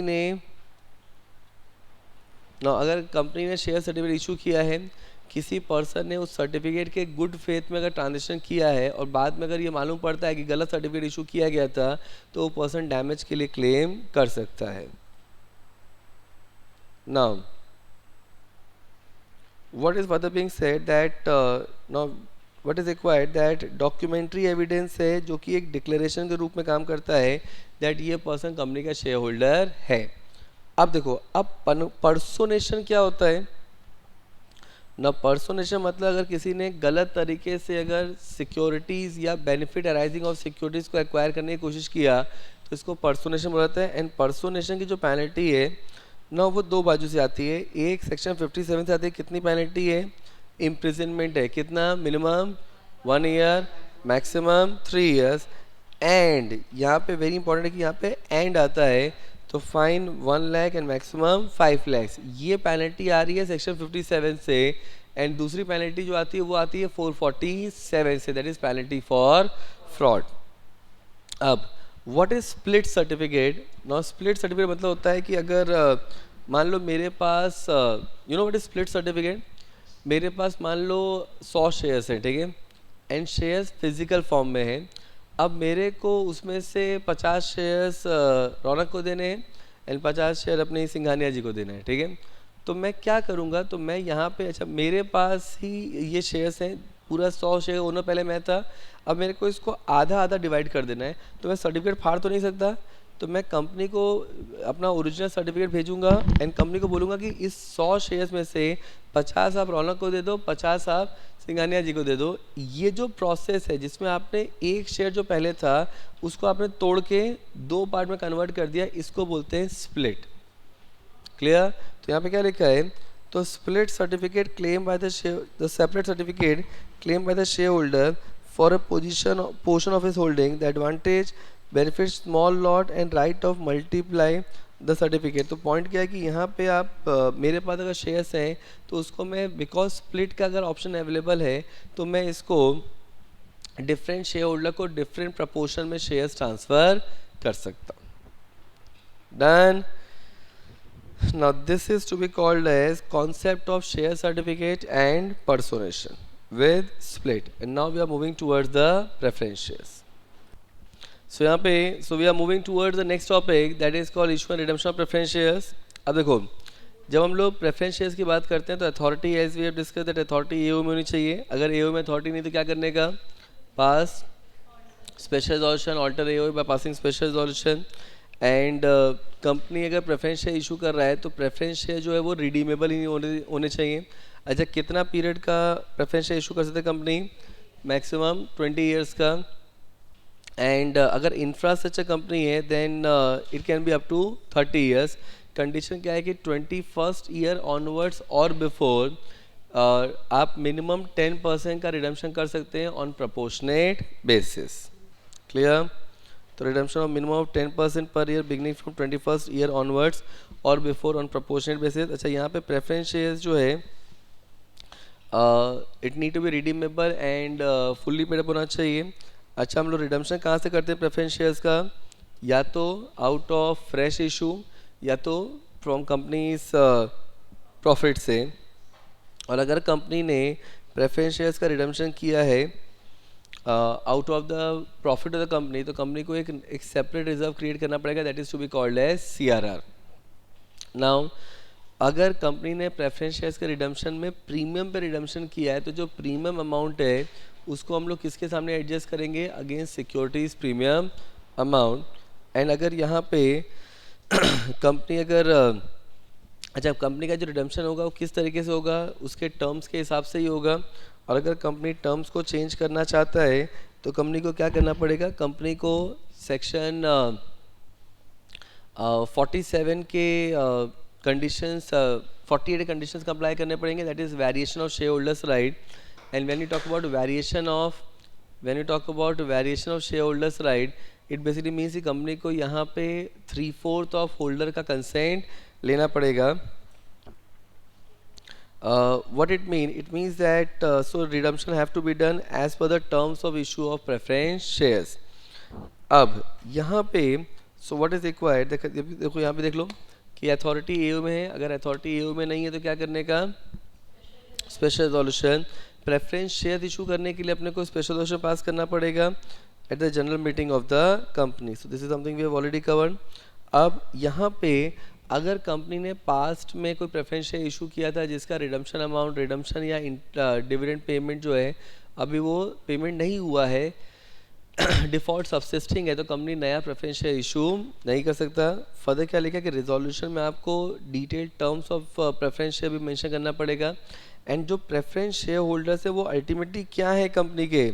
so they are the member of the company, तो उनका नाम भी रजिस्टर ऑफ मेंबर में लिखा जाएगा in form MGT1. What is being said that जब हम लोग स्पेशल रेजोल्यूशन पास करेंगे तो उसमें नोटिस में जब हम लोग एक्सप्लेनेटरी स्टेटमेंट जब नोटिस भेजेंगे तो उसके संग एक्सप्लेनेटरी स्टेटमेंट दिया जाएगा जिसमें आप ये डिटेल स्पेसिफिकेशन दोगे कि प्रेफरेंस शेयर्स कैसे इशू किया जाएगा, क्या टर्म्स है, रिडम्पशन क्या है, everything. And redemption have to be done as per the terms of issue of preference shares. और अगर उसमें कुछ वेरिएशन करना है तो आपको सेक्शन 48 कंप्लाई करना पड़ेगा. फर्दर क्या लिखा है कि प्रेफरेंस शेयर्स में बी रिडीम. तो प्रेफरेंस शेयर कब हम लोग रिडीम कर सकते हैं? तो मे बी रिडीम या तो फिक्स टाइम पे हो सकता है, या तो on happening of certain event हो सकता है, या तो कंपनी के ऑप्शन पे या तो होल्डर के ऑप्शन में. क्लियर?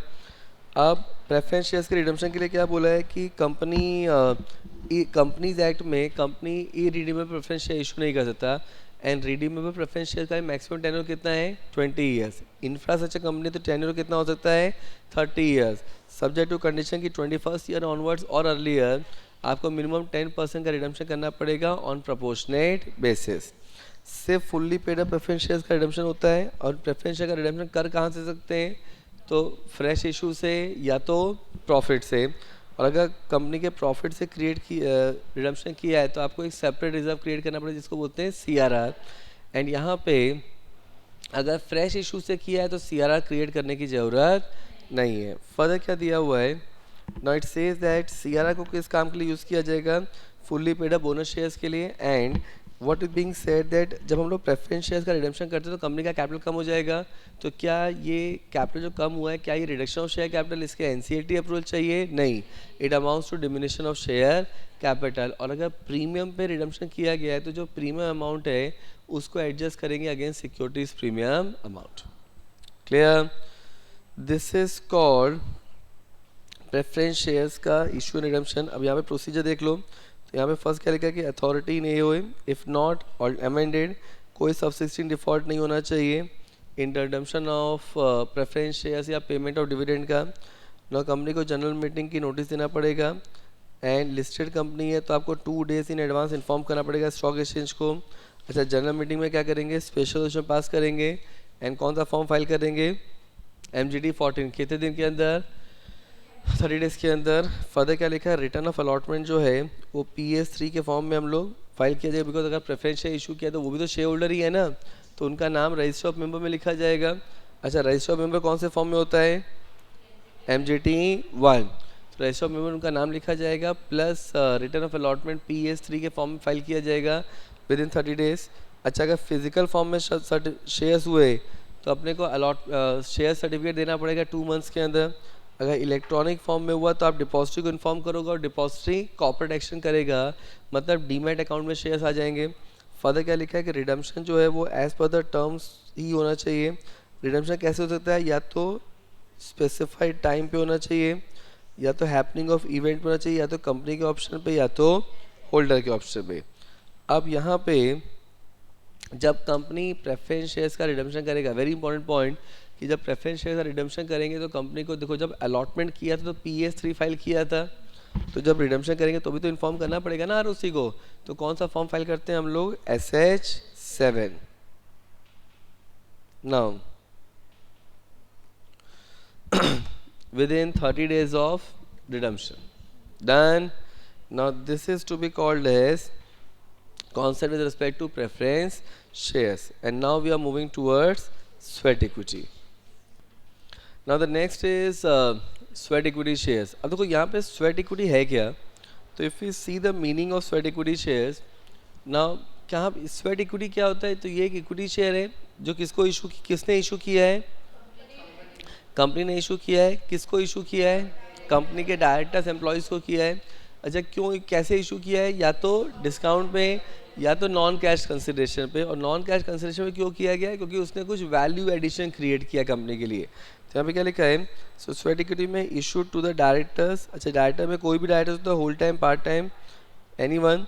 ना कंपनी के एम्प्लॉयज़ को दिया गया है, ना इन इंडिया और आउटसाइड इंडिया। ना further now employ the director of holding company और subsidiary company को भी sweat equity इशू कर सकते हैं। एंड यहाँ पे हम लोग जब sweat equity इशू कर रहे हैं तो ये इशू किस पे होगा, या तो डिस्काउंट पे होगा या तो नॉन कैश कंसिडरेशन पे होगा। And when you talk about non cash consideration, it may be in the nature of any intellectual property right, value addition, anything. Clear. अब इसमें जब कंपनी स्वेट इक्विटी इशू करता है तो there are certain condition that have to be complied. तो first of all, क्या sweat equity issue करना compulsory है क्या, नहीं। तो कंपनी में issue sweat equity share for the class of shares already issued, मतलब वो जो शेयर्स हैं वो पहले से इशूड होने चाहिए। अच्छा, यहाँ पे अब इसके लिए क्या कंडीशन है, कंपनी को एक तो स्पेशल रेजोल्यूशन पास करना पड़ेगा, दूसरा स्पेशल रेजोल्यूशन में आपको मेंशन करना पड़ेगा कि कितने शेयर्स हैं, कितने class of current market price क्या है, कंसिडरेशन क्या है, किन को दिया गया है। अगर इक्विटी लिस्टेड है तो आपको सेबी रेगुलेशन कंप्लाई करना पड़ेगा फॉर स्वेट इक्विटी शेयर। अगर इक्विटी अनलिस्टेड है तो आपको रूल 8 कंप्लाई करना पड़ेगा।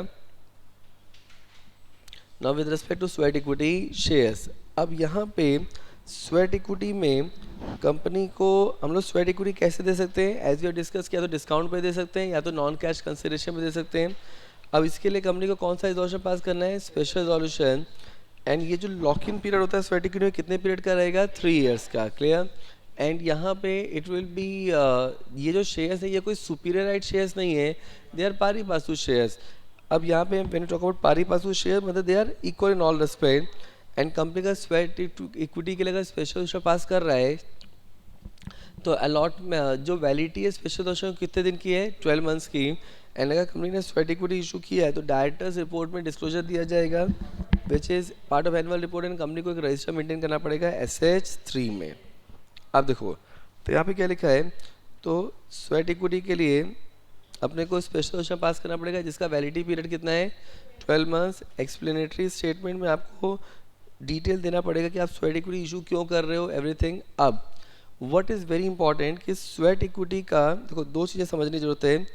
एक तो अकाउंटिंग ट्रीटमेंट क्या होता है, तो हम लोग स्वेट इक्विटी का अकाउंटिंग ट्रीटमेंट क्या है, अगर आपने स्वेट इक्विटी इशू किया है डिस्काउंट पे, तो अगर आपने डिस्काउंट पे इशू किया है तो जो डिस्काउंट अमाउंट है उसको सिक्योरिटीज प्रीमियम से एडजस्ट कर दिया जाएगा। जितने का नॉमिनल वैल्यू है उतने वैल्यू का कैपिटल बढ़ जाएगा, और जितने का कैश मिला है उतने जितने का इशू प्राइस है उतने का कैश इंक्रीज हो जाएगा। अभी अगर कंपनी ने स्वेट इक्विटी इशू किया है for consideration other than cash, मतलब नॉन कैश कंसिडरेशन का है, तो वहाँ पे रूल क्या बोलता है कि अगर non cash consideration is in the nature of asset है which is subject to depreciation और एमोटाइजेशन, तो वहाँ पे क्या करना पड़ेगा, तो अपने को sweat equity shares balance sheet में वैल्यू आ जाएगा because it is in the nature of asset which is subject to depreciation amortisation.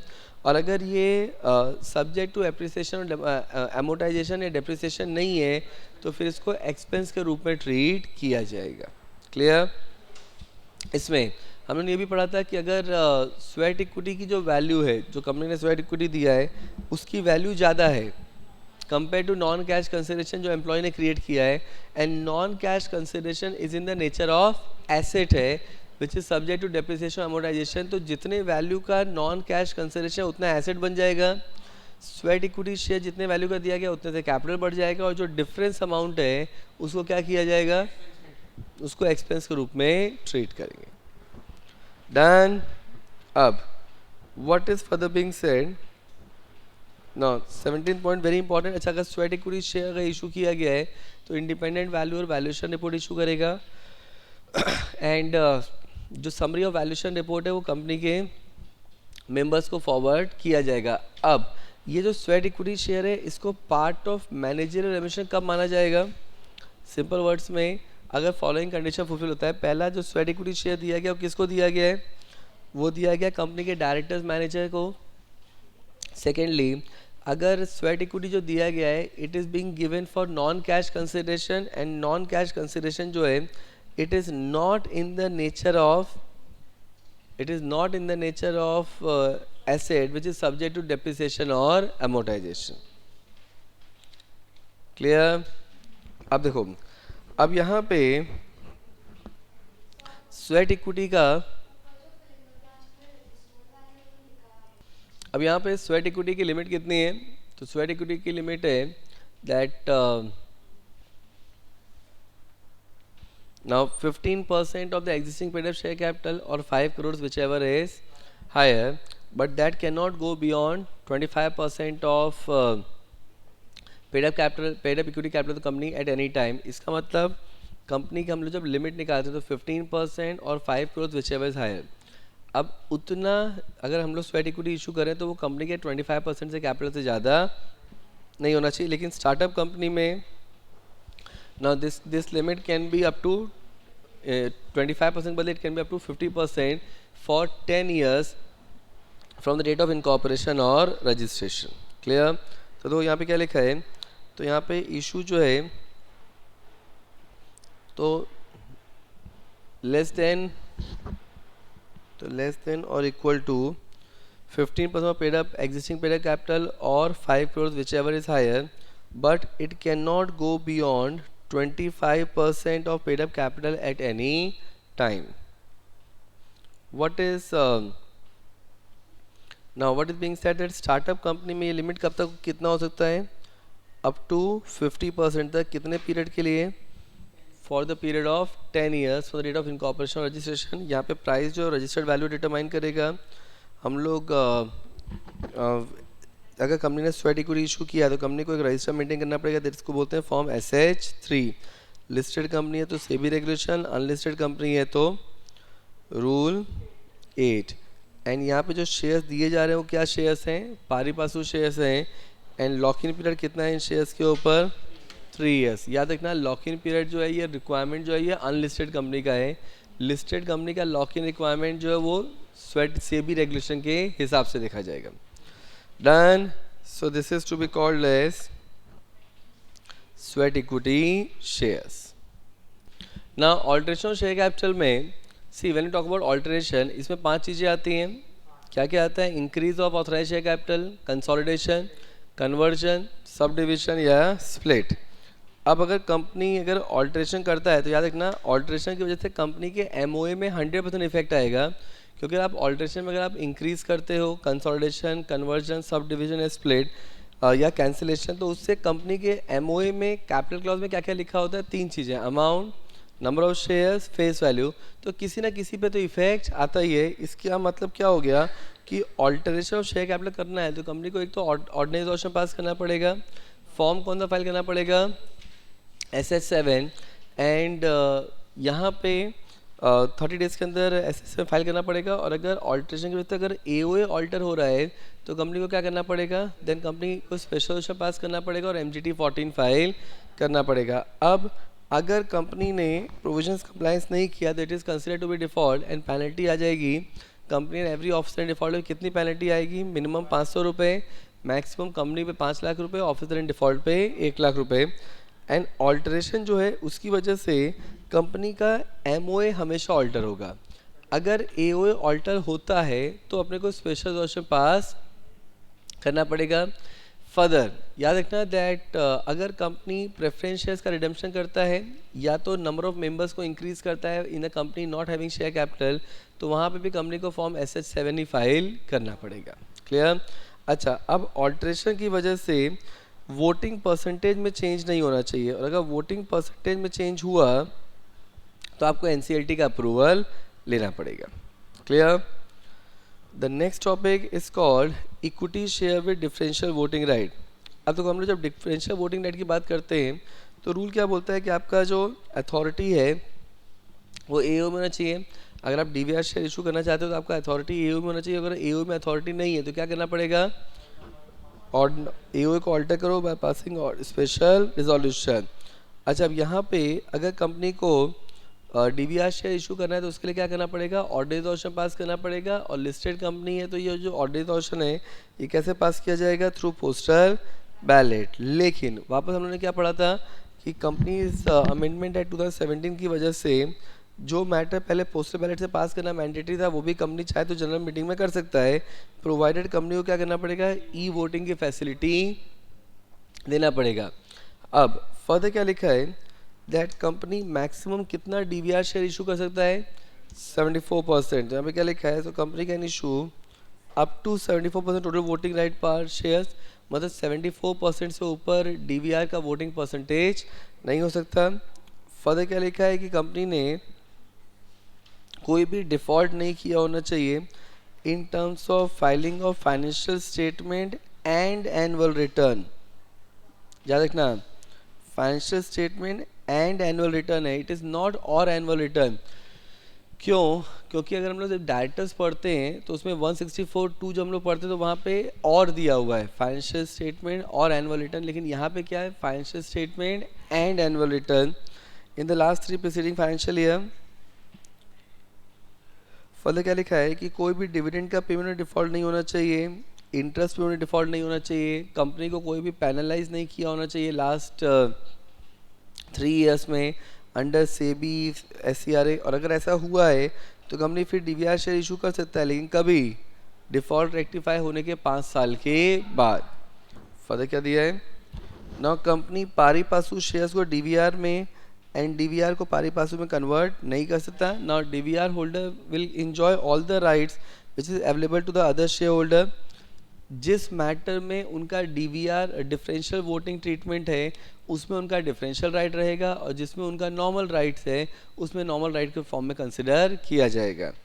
अब अथॉरिटी जो है वो एओ में चाहिए, बोर्ड मीटिंग करना पड़ेगा, जनरल मीटिंग की नोटिस देना पड़ेगा। अब स्टॉक लिस्टेड कंपनी तो आपको स्टॉक एक्सचेंज को इंटीमेट करना पड़ेगा बोर्ड मीटिंग खत्म होने के 30 मिनट्स के अंदर। अब जनरल मीटिंग करेंगे और कौन सा रेजोल्यूशन पास करेंगे, ऑर्डिनरी रेजोल्यूशन पोस्टल बैलेट के थ्रू। आफ्टर अलॉटमेंट, जब अलॉटमेंट हो जाएगा तो ये भी तो कंपनी के शेयर होल्डर ही है ना, तो अगर ये कंपनी के शेयर होल्डर है तो यहाँ पे कंपनी को रिटर्न ऑफ अलॉटमेंट फाइल करना पड़ेगा PS3 में, एंड आपको स्टॉक एक्सचेंज को भी इन्फॉर्म करना पड़ेगा 24 आवर्स के अंदर, एंड इन पर्सन का नाम रजिस्टर ऑफ मेंबर में भी एंटर किया जाएगा। अगर इलेक्ट्रॉनिक फॉर्म में है तो शेयर्स पर्सन के डीमैट अकाउंट में क्रेडिट हो जाएंगे। डन। अब तो यहाँ पे कंपनी ने so we have discuss that financial statement and annual return है। अच्छा, यहाँ पे कोई भी डिफ़ॉल्ट नहीं होना चाहिए, अगर डिफ़ॉल्ट हुआ है तो डिफ़ॉल्ट रेक्टिफाई होने के 5 साल के बाद ही आप डीवीआर शेयर इशू कर सकते हो। आप डीवीआर को नॉर्मल शेयर में एंड नॉर्मल शेयर होल्डर को डीवीआर में कन्वर्ट नहीं कर सकते। Clear? And DVR holder will get all the benefit which is available to other share holder except जिस मैटर में उनका डिफरेंशियल ट्रीटमेंट में उसके वहाँ पे उसका डिफरेंशियल राइट लिया जाएगा एंड बाकी जगह पे नॉर्मल राइट लिया जाएगा। डन।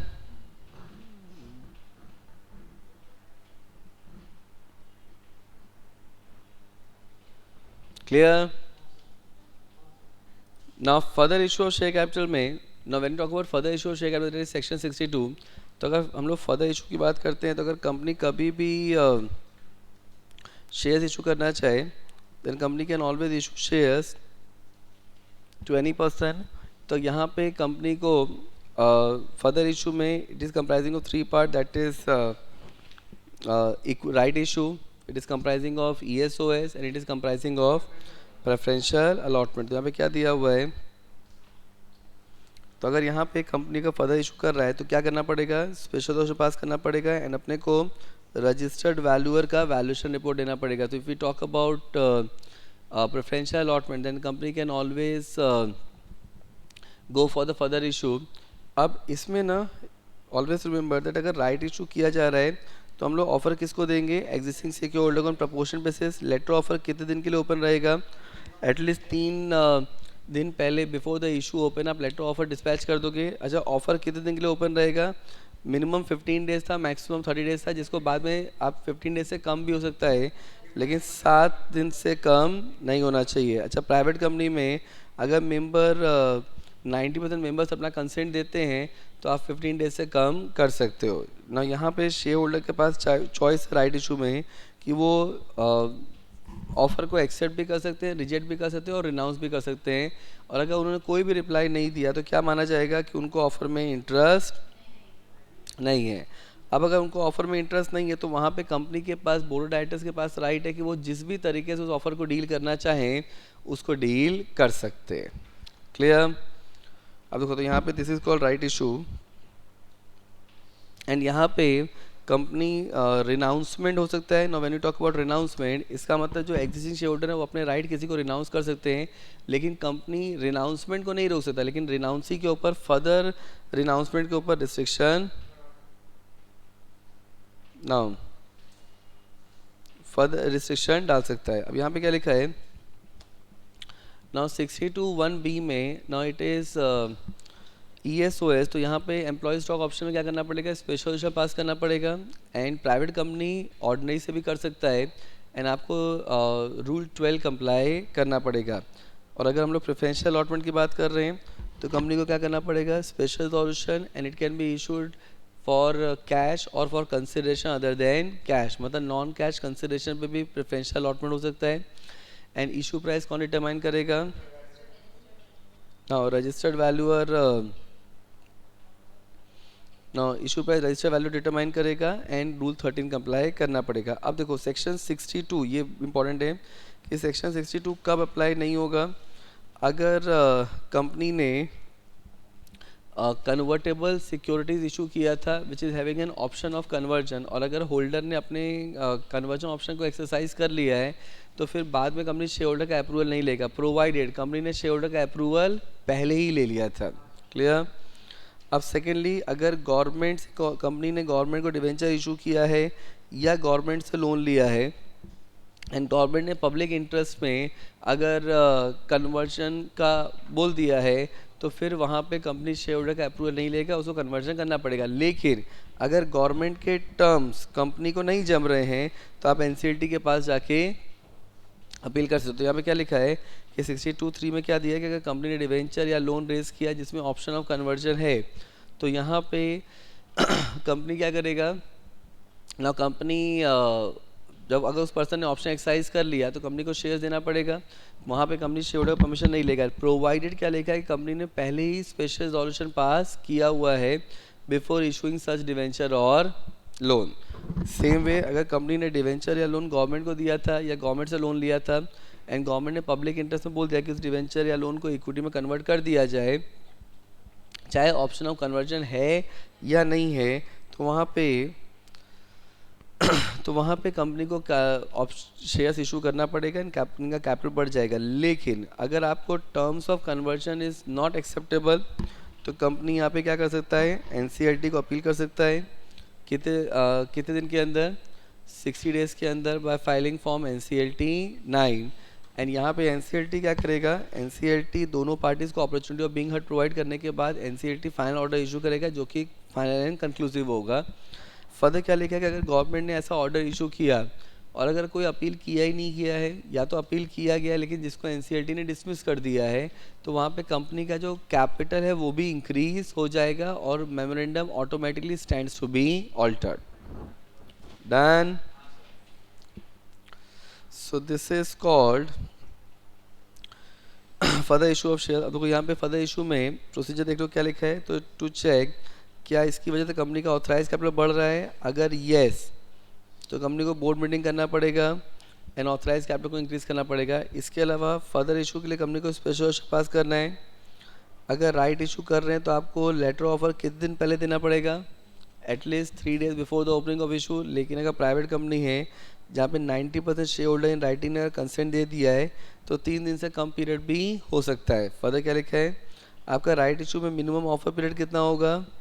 15 days, maximum 30 days. लेकिन ये 15 days से भी कम पीरियड हो सकता है. कितना हो सकता है minimum 7 days. And private company में अगर आप कंसेंट ना प्राइवेट कंपनी में अगर 90% शेयर होल्डर ने कंसेंट दिया है तो वहाँ पे आप लेसर पीरियड भी कंसिडर कर सकते हैं. अब कंपनी को कौन कौन से फॉर्म फाइल करने हैं. तो SH7 फाइल करना पड़ेगा, MGT 14. एंड अगर यहाँ पे राइट इशू में अगर एग्जिस्टिंग शेयर होल्डर ने राइट ऑफर को एक्सेप्ट नहीं किया या तो रिप्लाई नहीं दिया तो कंपनी के पास चॉइस है कि वो उस ऑफर को किस तरीके से डील करना है. कंपनी डिसाइड कर सकता है which is not disadvantageous to the company. अब कंपनी को यहाँ पे रिटर्न ऑफ अलॉटमेंट फाइल करना पड़ेगा. बिकॉज जब अलॉटमेंट करोगे तो रिटर्न ऑफ अलॉटमेंट फाइल करना है इन फॉर्म PS3. कितने दिन के अंदर. अलॉटमेंट का 30 दिन के अंदर. एंड अगर फिजिकल फॉर्म में शेयर्स है तो शेयर सर्टिफिकेट देना पड़ेगा. कितने दिन के अंदर. 2 months के अंदर अगर शेयर्स अलॉट किए गए हैं. और अगर कोई और इंस्ट्रूमेंट डिवेंचर अलॉट होता है तो 6 months. एंड यहाँ पे अगर शेयर्स इलेक्ट्रॉनिक फॉर्म में है तो आपको डिपॉजिटर को इन्फॉर्म करना पड़ेगा for corporate action.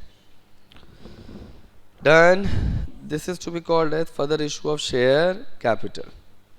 And now we are moving towards employee stock option scheme. So we are now moving towards the next topic that is to be called as employee stock option. देखो employee stock option में क्या होता है. ES OS में क्या होता है. सबसे पहले grant of option होता है. फिर 1 साल का लॉकिंग पीरियड जिसको मिनिमम वेस्टिंग पीरियड बोलते हैं.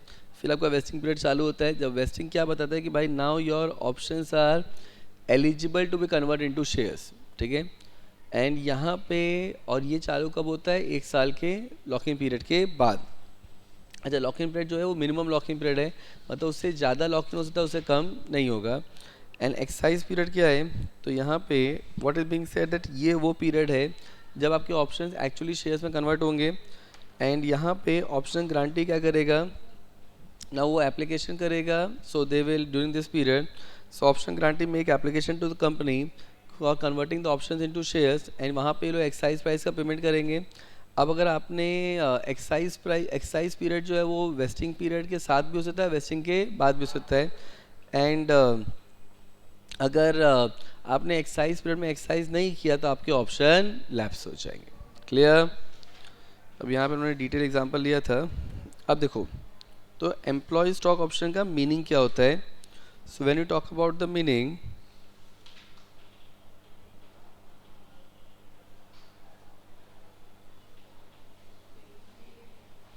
अब यहाँ पे so what is the meaning. So it is a right और an option given to the directors officers employees. Now किस काम के लिए राइट दिया गया. To subscribe and purchase a shares of the company at a future date on pre determined price. मतलब यहाँ पे आप what is the meaning being given that आपके पास एक राइट दिया जा रहा है कि आप कंपनी के शेयर्स को परचेज कर सकते हो इन फ्यूचर. अच्छा यहाँ पे किसको दिया जा रहा है ये benefit. Directors officer employees not only of the company but also of the holding and subsidiary company. And यहाँ पे आप शेयर परचेज कर सकते हो and pre determined price on a future date. Clear. Now that is the meaning of the employee stock option. अब याद रखना यहाँ पे सेक्शन 62(1)(b) में एम्प्लॉय किसको बोला जाता है. तो यहाँ पे एम्प्लॉय बोला गया permanent employee of the company. तो जो कंपनी के तो यहाँ पे permanent employee of the company है holding subsidiary in and outside India. लेकिन यहाँ पे director of the company other than independent director. And इसमें किसको and employee and director of holding company subsidiary company. अच्छा इसमें किसको कवर नहीं किया गया है. तो इसमें प्रमोटर ग्रुप को कवर नहीं किया गया. या तो डायरेक्टर जिसके पास 10% से ऊपर होल्डिंग है कंपनी का ना तो डायरेक्टर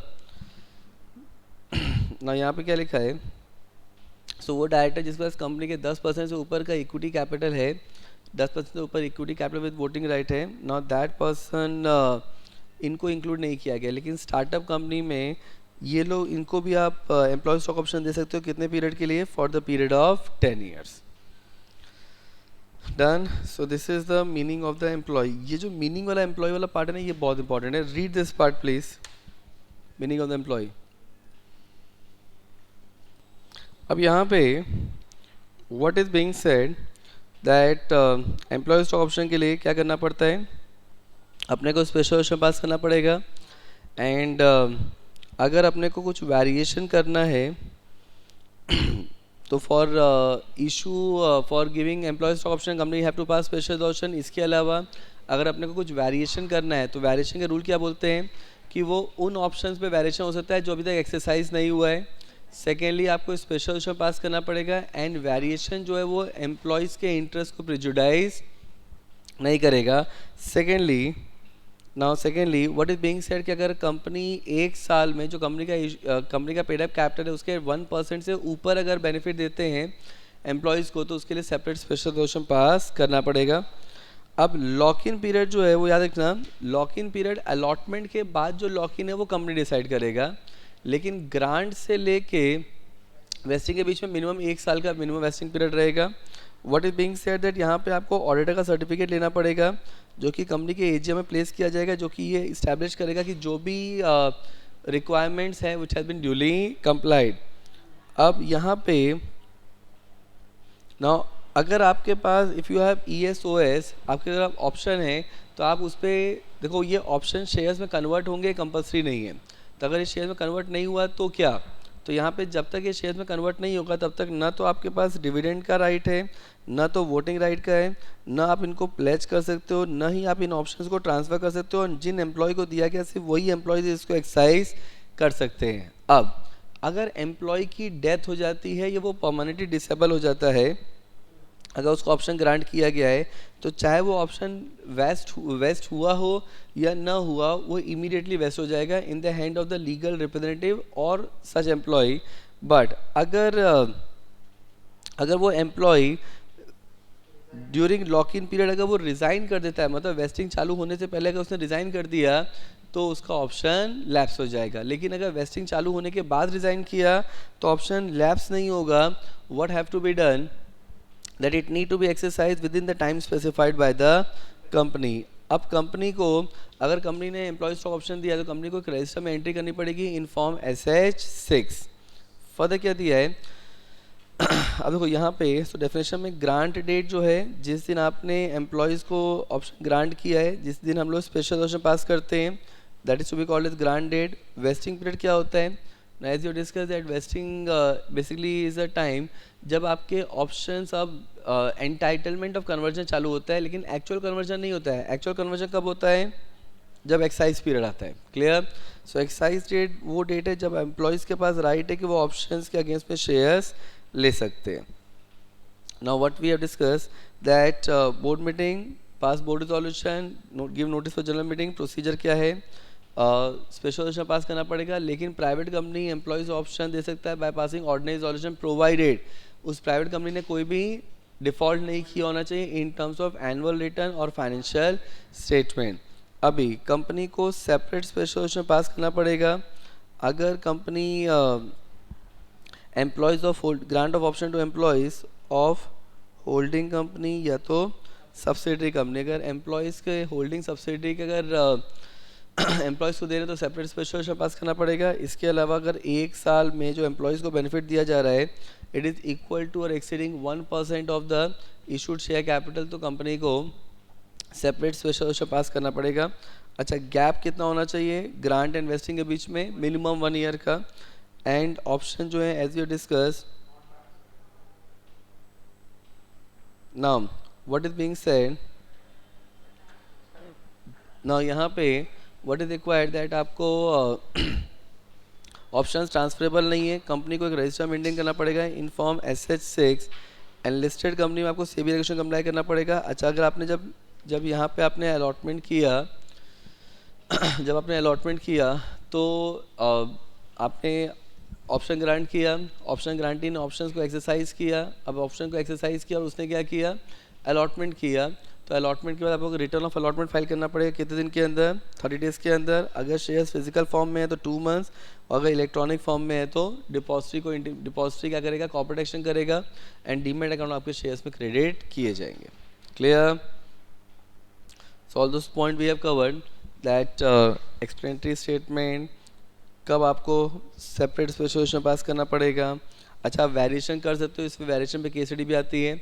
वेरिएशन तभी हो सकता है जब वो ऑप्शन एक्सरसाइज नहीं होने चाहिए एंड आपका वेरिएशन जो है वो शेयर होल्डर्स के राइट्स को प्रेजुडाइज नहीं करेगा। नाउ व्हाट इज, अच्छा अगर मान लो एम्प्लॉय ने कुछ अमाउंट पे किया है, अच्छा कितना अमाउंट पे किया है, certain amount have been paid at the time of grant of option, और अगर ऑप्शन एक्सरसाइज ही नहीं किया उसने एक्सरसाइज पीरियड में, तो जो पैसा पे किया वो लैप्स हो जाएगा। और अगर वो ऑप्शन वेस्ट ही नहीं हुए क्योंकि उसका स्टैट्यूटरी अप्रूवल नहीं मिला तो पैसा रिफंड कर देंगे। क्लियर? वेरी इंपॉर्टेंट पॉइंट कि अगर कंपनी ने एम्प्लॉय स्टॉक ऑप्शन दिया है and during lock in period company merge हो जाती है ना, कंपनी मर्ज हो जाती है दूसरी कंपनी में, सो इन दैट केस अब एम्प्लॉय को जो ऑप्शंस मिलेंगे वो ट्रांसफरी कंपनी के मिलेंगे। तो अगर ट्रांसफरी का बेनिफिट मिलेगा तो वहाँ पे क्या करना पड़ेगा, तो वहाँ पे आपको ट्रांसफरी में क्या फ्रेश लॉक इन पीरियड चालू होगा, नहीं, it will be lock in for the remaining period. Clear?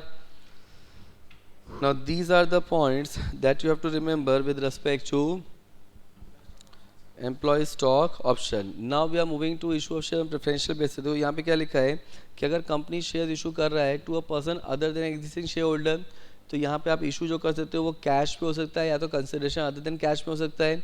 And यहाँ पे प्राइस जो होगा इशू का वो कौन डिटरमाइन करेगा, रजिस्टर्ड वैल्यूअर।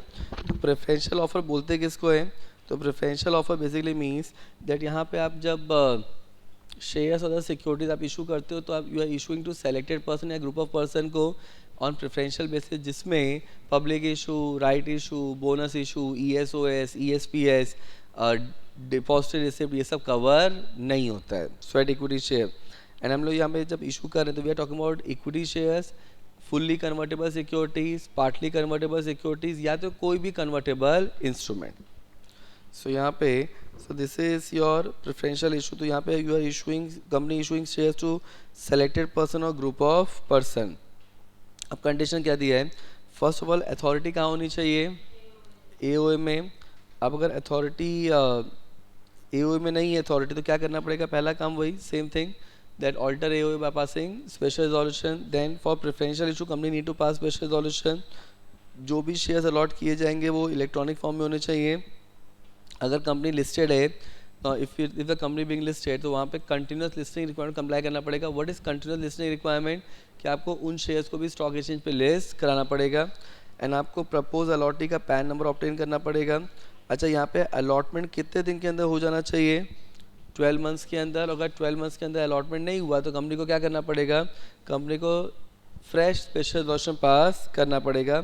प्राइस कौन डिटरमाइन करेगा, रजिस्टर्ड वैल्यूअर।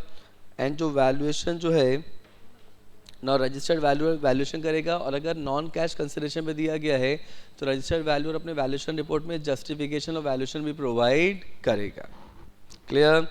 अब देखो, सो यहाँ पे क्या दिया है that so as you discuss that authority in AOA।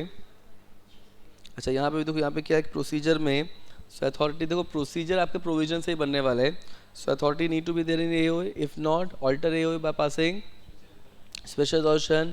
Board meeting hold करो, बोर्ड रेजोल्यूशन पास करो, जनरल मीटिंग की नोटिस दो, जनरल मीटिंग होल्ड करो, स्पेशल रेजोल्यूशन पास करो एंड MGT 14 फाइल करो। अलॉटमेंट 12 मंथ्स के अंदर हो जाना चाहिए for from the date of passing of special resolution. याद रखना, अगर 12 मंथ्स के अंदर नहीं हुआ तो कंपनी को वापस स्पेशल रेजोल्यूशन पास करना पड़ेगा। फर्दर जो है, जो प्राइस है वो कौन डिटरमाइन करेगा, registered valuer.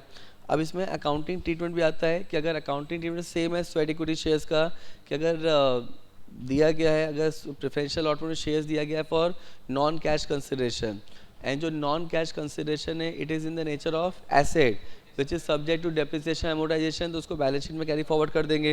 And if it is not subject to depreciation amortisation तो उसको तो उसको कहाँ ट्रांसफ़र करेंगे, balance profit and loss account में उसको एक्सपेंस के रूप में ट्रीट किया जाएगा। अच्छा, अब जो प्राइस है ना, प्राइस कौन डिटरमाइन करता है, रजिस्टर्ड वैल्यूअर। अब इसमें याद रखना, अगर आपने कन्वर्टेबल सिक्योरिटी इशू किया है, वेरी इंपॉर्टेंट, तो अगर आपने कन्वर्टेबल सिक्योरिटी इशू किया है, तो if you see this thing, so all this point we have already covered.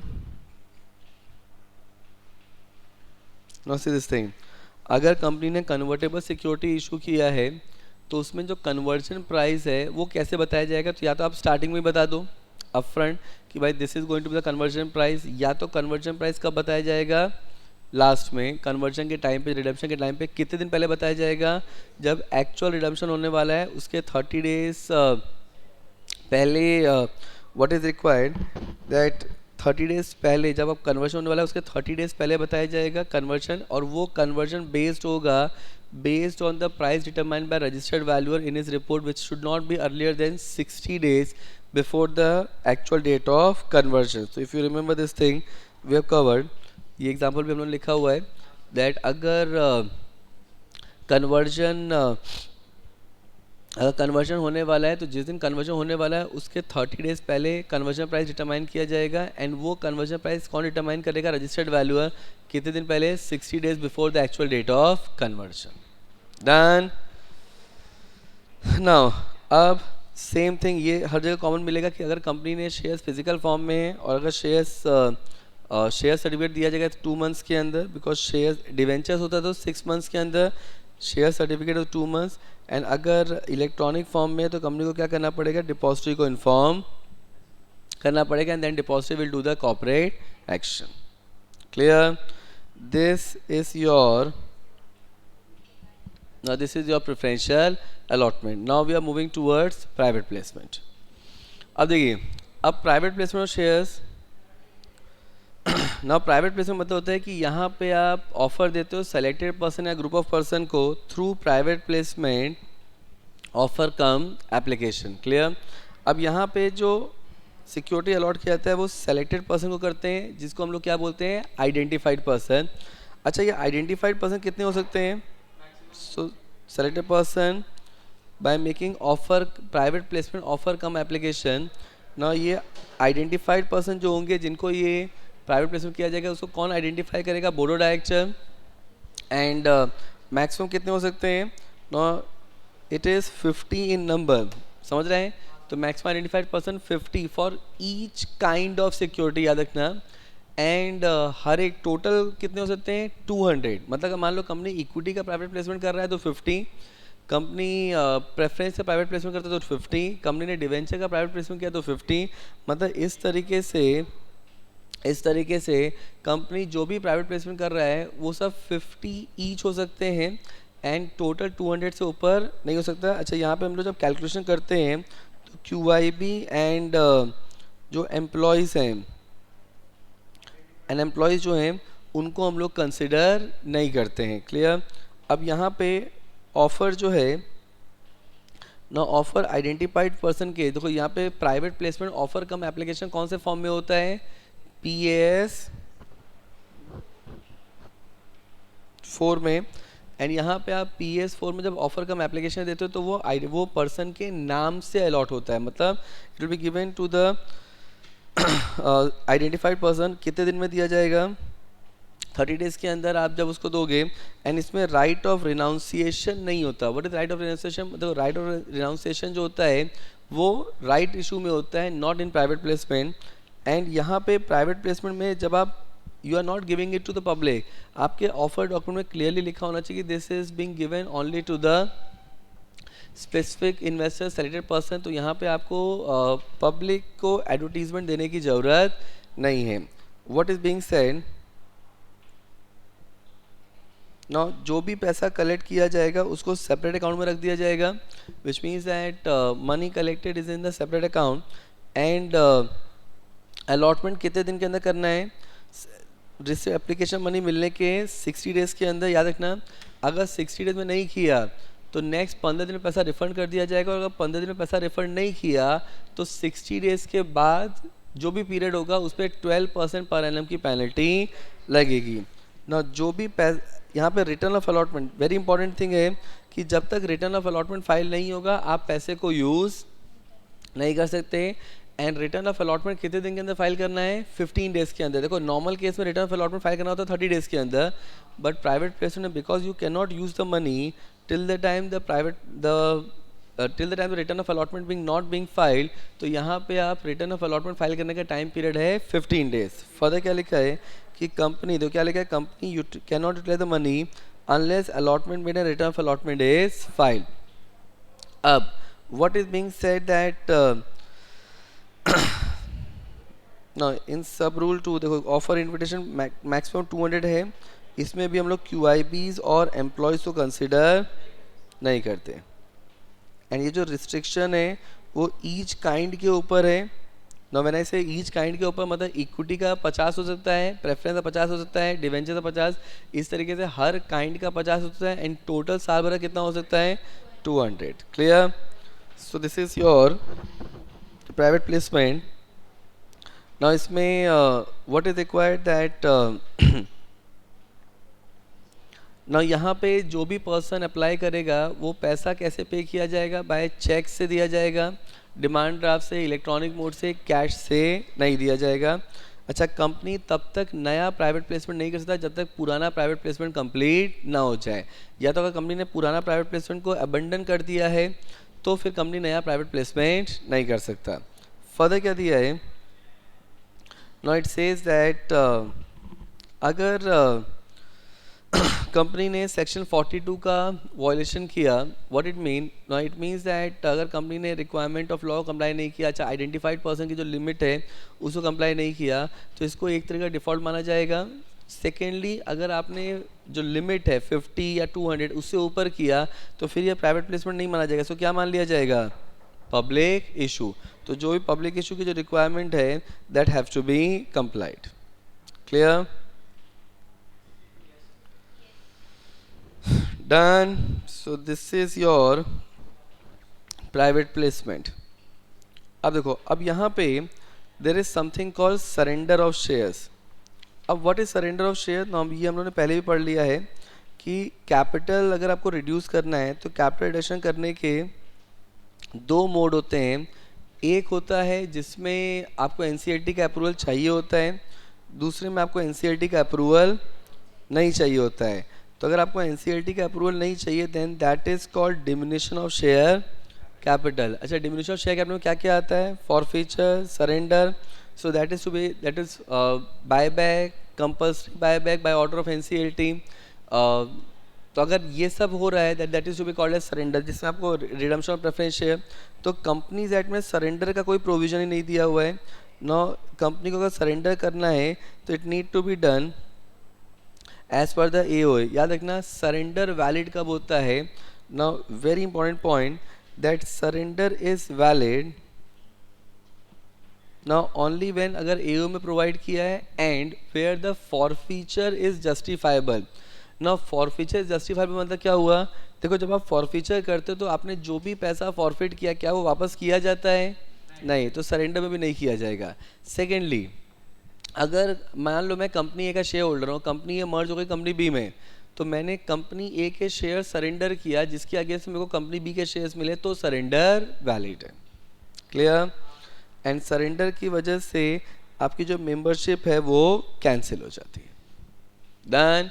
लेकिन याद रखना, सरेंडर जो है वो कंपनी नहीं करता, सरेंडर का इनिशिएटिव कौन लेता है? Share holder, member. लेकिन अगर हम लोग फॉरफीचर की बात करते हैं तो फॉरफीचर का इनिशिएटिव कौन लेता है? कंपनी। लेकिन अगर कंपनी क्या फॉरफिटेड शेयर्स को री इशू कर सकता है? कर सकता है। याद रखना, फॉरफिट एक बार once the share being forfeited it becomes a property of the company and company के पास चॉइस है कि वो उन फॉरफिटेड शेयर्स को किस तरीके से डील करेगा। वो उन शेयर्स को कैंसिल करेगा या री इशू करेगा। अच्छा, अगर कैंसिल करेगा तो कैपिटल कम हो जाएगा, लेकिन अगर री इशू करेगा तो वहाँ पे वो डिस्काउंट पे री इशू कर सकता है, लेकिन मिनिमम री इशू प्राइस कितना होना चाहिए? No, that should be equal to कि जितना पैसा ओरिजिनली रिकवर नहीं हुआ था उतना आपका मिनिमम री इशू प्राइस होना चाहिए। क्लियर? अब देखो, so this is to be called as surrender and forfeiture. And now we move towards the, अच्छा इसमें एक चीज़ रखना,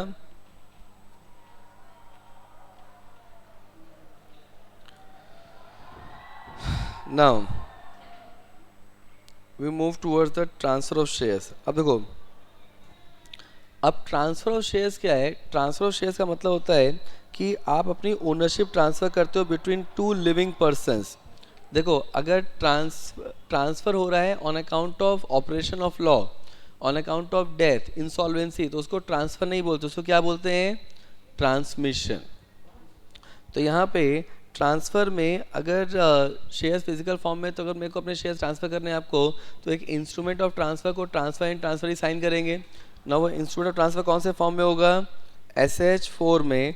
एंड ये जो इंस्ट्रूमेंट ऑफ ट्रांसफ़र, इसको ड्यूली स्टैम्प्ड, साइन, रजिस्टर होना चाहिए एंड कंपनी को डिलीवर करना पड़ेगा कितने दिन में? 60 days from the date of execution. अच्छा, अब यहाँ पे व्हाट इज़ बीइंग सेड कि अगर जो ट्रांसफ़र हो रहे हैं शेयर्स, अगर वो पार्टली पेड अप शेयर्स हैं, तो कंपनी क्या करेगा? ट्रांसफरी को एक इंटीमेशन देगा ये बताने के लिए कि भाई ये shares partly paid up shares हैं, एंड ये नोटिस दिया जाएगा इन फॉर्म SH5 में। एंड ट्रांसफरी को इसके ऊपर अपना कंसेंट देना पड़ेगा, नो ऑब्जेक्शन सर्टिफिकेट देना पड़ेगा, कितने दिन के अंदर? विद इन 2 वीक्स के अंदर। What is further being said ना, अगर ट्रांसफ़र ट्रांसमिशन हो रहा है, अच्छा या तो ट्रांसफ़र में आपके ऊपर टाइम पीरियड का कंडीशन होता है कि आपको ट्रांसफ़र कितने दिन के अंदर इंस्ट्रूमेंट ट्रांसफ़र भेजना है कंपनी को? 60 डेज़ के अंदर। एंड कंपनी क्या करेगा? उसको रजिस्टर करेगा, ट्रांसफरी का नाम रजिस्टर ऑफ पेमेंट में लिख देगा एंड ट्रांसफ़र का नाम हटा देगा। इस प्रोसेस को बोलते हैं रजिस्ट्रेशन ऑफ ट्रांसफ़र, जो कंपनी कितने दिन के अंदर करेगा? 30 डेज़ के अंदर, 1 मंथ के अंदर। अब अगर कंपनी या तो 1 मंथ में ट्रांसफ़र ट्रांसमिशन को रजिस्टर कर देगा, या तो आपको रिफ्यूज़ल दे देगा कि ट्रांसफ़र ट्रांसमिशन आपका रजिस्टर नहीं हो सकता। अगर कंपनी ने दोनों ही काम नहीं किया, तो फिर मेंबर के पास राइट है कि वो NCLT के पास जाके refusal to transfer and transmission को चैलेंज कर सकता है। तो यहाँ पे what is being said that shares जो हैं, अगर कंपनी पब्लिक कंपनी है तो फ्रीली ट्रांसफरेबल है ना। अच्छा, प्राइवेट कंपनी में जो शेयर्स उनकी ट्रांसफरेबिलिटी रिस्ट्रिक्टेड है, प्रोहिबिटेड नहीं है। अब अगर प्राइवेट कंपनी में ट्रांसफरेबिलिटी रिस्ट्रिक्टेड है, प्रोहिबिटेड नहीं है, इसका मतलब प्राइवेट कंपनी में शेयर ट्रांसफ़र हो सकता है by complying with the conditions और requirement given under the AOA। तो यहाँ पे now what is being said that जो रिस्ट्रिक्शंस होते हैं वो बेसिकली 2 तरीके के होते हैं। एक होता है right of preemption. Now what is right of preemption? Right of preemption का मतलब होता है कि अगर कोई मेंबर अपने शेयर्स किसी को सेल करना चाहता है, ट्रांसफ़र करना चाहता है, तो वो पहले अपने शेयर्स एग्जिस्टिंग मेंबर को ऑफर करेगा। इसको बोलते हैं राइट ऑफ प्रीएम्पशन। एंड यहाँ पे किस प्राइस पे ऑफर करेगा? That will be determined by the board या तो auditor. Clear? Now and if no existing member is determined to acquire shares, then it can be transferred to proposed transferee। मतलब this is called right of preemption कि पहले existing shareholders को shares देना है। and what is required कि अगर company आपके transfer transmission को रिफ्यूज़ कर रहा है, तो कंपनी को क्या करना पड़ेगा? कंपनी को आपको रीज़न ऑफ रिफ्यूज़ल प्रोवाइड करना पड़ेगा। कितने दिन के अंदर? 30 डेज़ के अंदर। अब इस 4th पॉइंट को देखो, बहुत इंपॉर्टेंट पॉइंट है कि अगर कंपनी में board of director, public company में बोर्ड ऑफ डायरेक्टर या डिपॉजिटरी कोई भी ट्रांसफ़र पे रिस्ट्रिक्शन क्रिएट नहीं कर सकते, और अगर उन्होंने रिस्ट्रिक्शन क्रिएट किया है ना, अगर उन्होंने कोई भी रिस्ट्रिक्शन क्रिएट किया तो रिस्ट्रिक्शन वैलिड नहीं माना जाएगा। लेकिन अगर transferability of shares in case of public company being restricted on account by virtue of an agreement, तो वो अग्रीमेंट अपने आप में एनफोर्सेबल माना जाएगा। और इसके ऊपर केस स्टडी भी आती है जो हमने किया भी हुआ है। तो यहाँ पे क्या लिखा है? दैट कॉन्ट्रैक्ट और अरेंजमेंट बिटवीन 2 और more persons in respect transfer share shall be enforceable as contract. इसका मतलब अगर कोई भी प्राइवेट अरेंजमेंट हो रहा है बिटवीन 2 और मोर पर्सन, जिसके वो लोग पब्लिक कंपनी के शेयर्स पे ट्रांसफरेबिलिटी को रिस्ट्रिक्ट कर रहे हैं, then that is valid. Clear? अब what is being said that अगर यहाँ पे अगर कंपनी मेरे पास शेयर फिजिकल फॉर्म में मैंने आपको शेयर ट्रांसफ़र किया, तो हम लोग को कंपनी को इंस्ट्रूमेंट ऑफ ट्रांसफ़र भेजना पड़ेगा। कौन से फॉर्म में? SH4 में। अच्छा, 60 डेज़ के अंदर भेजना है। मान लो इंस्ट्रूमेंट ऑफ ट्रांसफ़र रास्ते में खो गया, तो आप कंपनी को रिक्वेस्ट कर सकते हो, और अगर कंपनी 60 डेज में नहीं हुआ या खो गया तो आप कंपनी को रिक्वेस्ट करोगे, कंपनी आपकी रिक्वेस्ट को कंसीडर कर सकता है, वो कंपनी के बोर्ड का डिस्क्रिप्शन है, by taking necessary indemnity bond. Clear? अब what is being said that now statutory remedy क्या है against refusal to register transfer and transmission.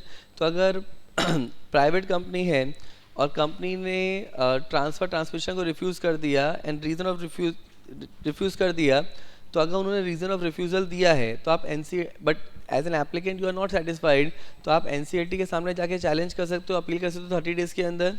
और अगर रीज़न ऑफ रिफ्यूज़ल ही नहीं दिया है तो आप NCLT के सामने चैलेंज कर सकते हो within 60 days from the date of instrument of transfer या transmission deliver to the company. अच्छा, यही चीज़ जब पब्लिक कंपनी होगी तो पब्लिक कंपनी में अगर रीज़न ऑफ रिफ्यूज़ल दिया है तो 60 days from the receipt of reason of refusal.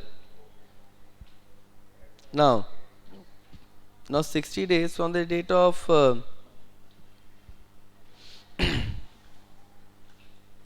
now 60 days from the date of receipt of sub notice reason of refusal, तो आप अपील कर सकते हो, और अगर रीज़न ऑफ रिफ्यूज़ल नहीं दिया है तो 90 डेज़ के अंदर. क्लियर? अब देखो, अब यहाँ पे now what is required.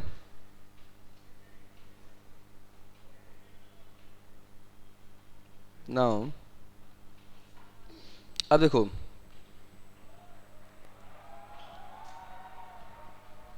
now this is the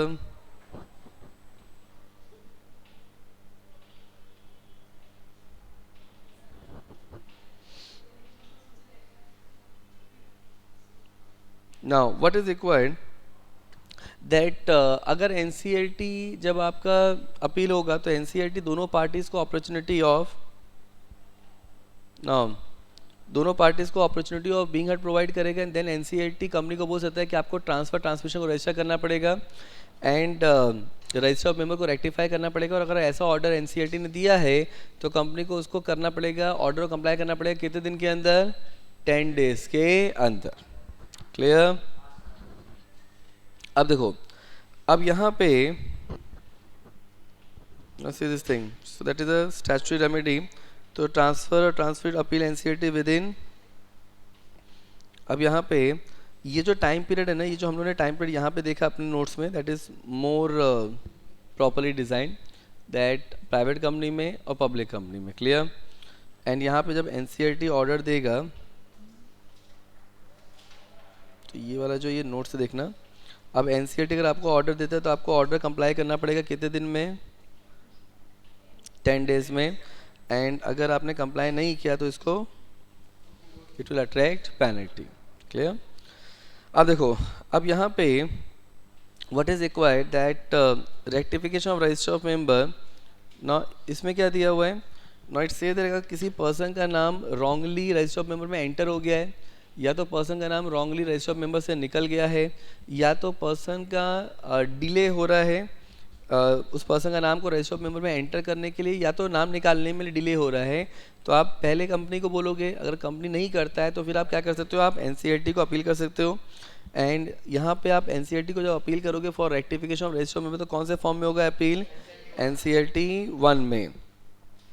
अब इसमें what is further being said that जब ऐसी NCLT को जब ऐसी अपील मिलेगा तो NCLT क्या करेगा? अपील को कंसिडर करेगा, एंड देन वो या तो अपील को डिसमिस कर सकता है, या तो वो कंपनी को बोल सकता है कि आपको ट्रांसफ़र ट्रांसमिशन करना पड़ेगा. और अगर ऐसा ऑर्डर दिया तो कंपनी को ट्रांसफ़र ट्रांसमिशन कितने दिन के अंदर, कितने दिन में करना पड़ेगा? With in 10 days. क्लियर?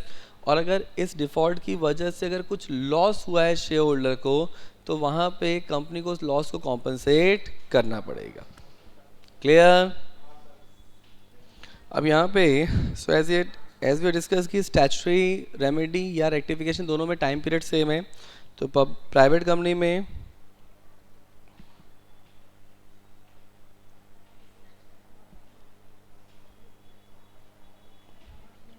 ये प्राइवेट है,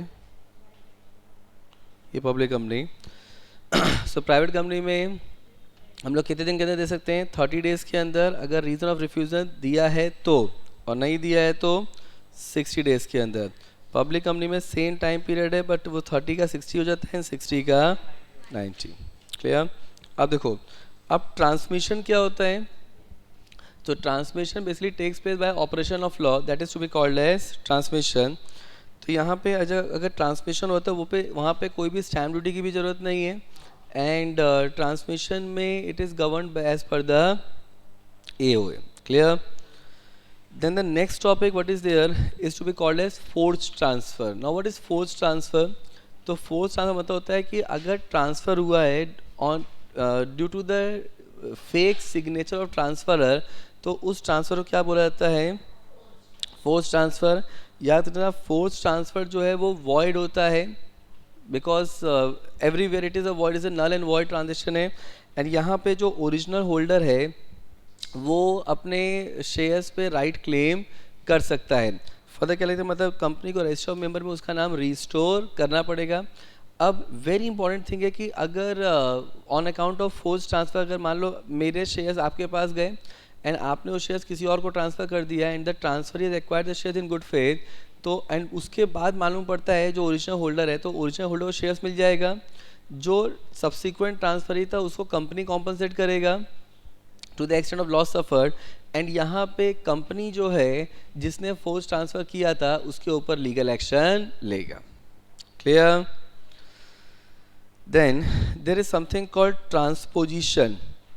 नाउ व्हाट इज ट्रांसपोजिशन? तो अगर जॉइंट होल्डिंग है एंड जॉइंट होल्डिंग में अगर आप सीक्वेंस को चेंज कर देते हो, then that something is to be called as transposition. Transposition में न तो कोई नया ओनरशिप क्रिएट होता है, न ट्रांसफर होता है, it is just the sequence being change and that is to be called as transposition. Clear? Done? अब देखो, अब यहाँ पे so rectification of register of member we have already done, कि अगर पर्सन का नाम रॉन्गली एंटर हुआ है या एंटर ही नहीं हुआ है तो जो अग्रीव पर्सन है वो NCLT के पास जाएगा। NCLT कितने दिन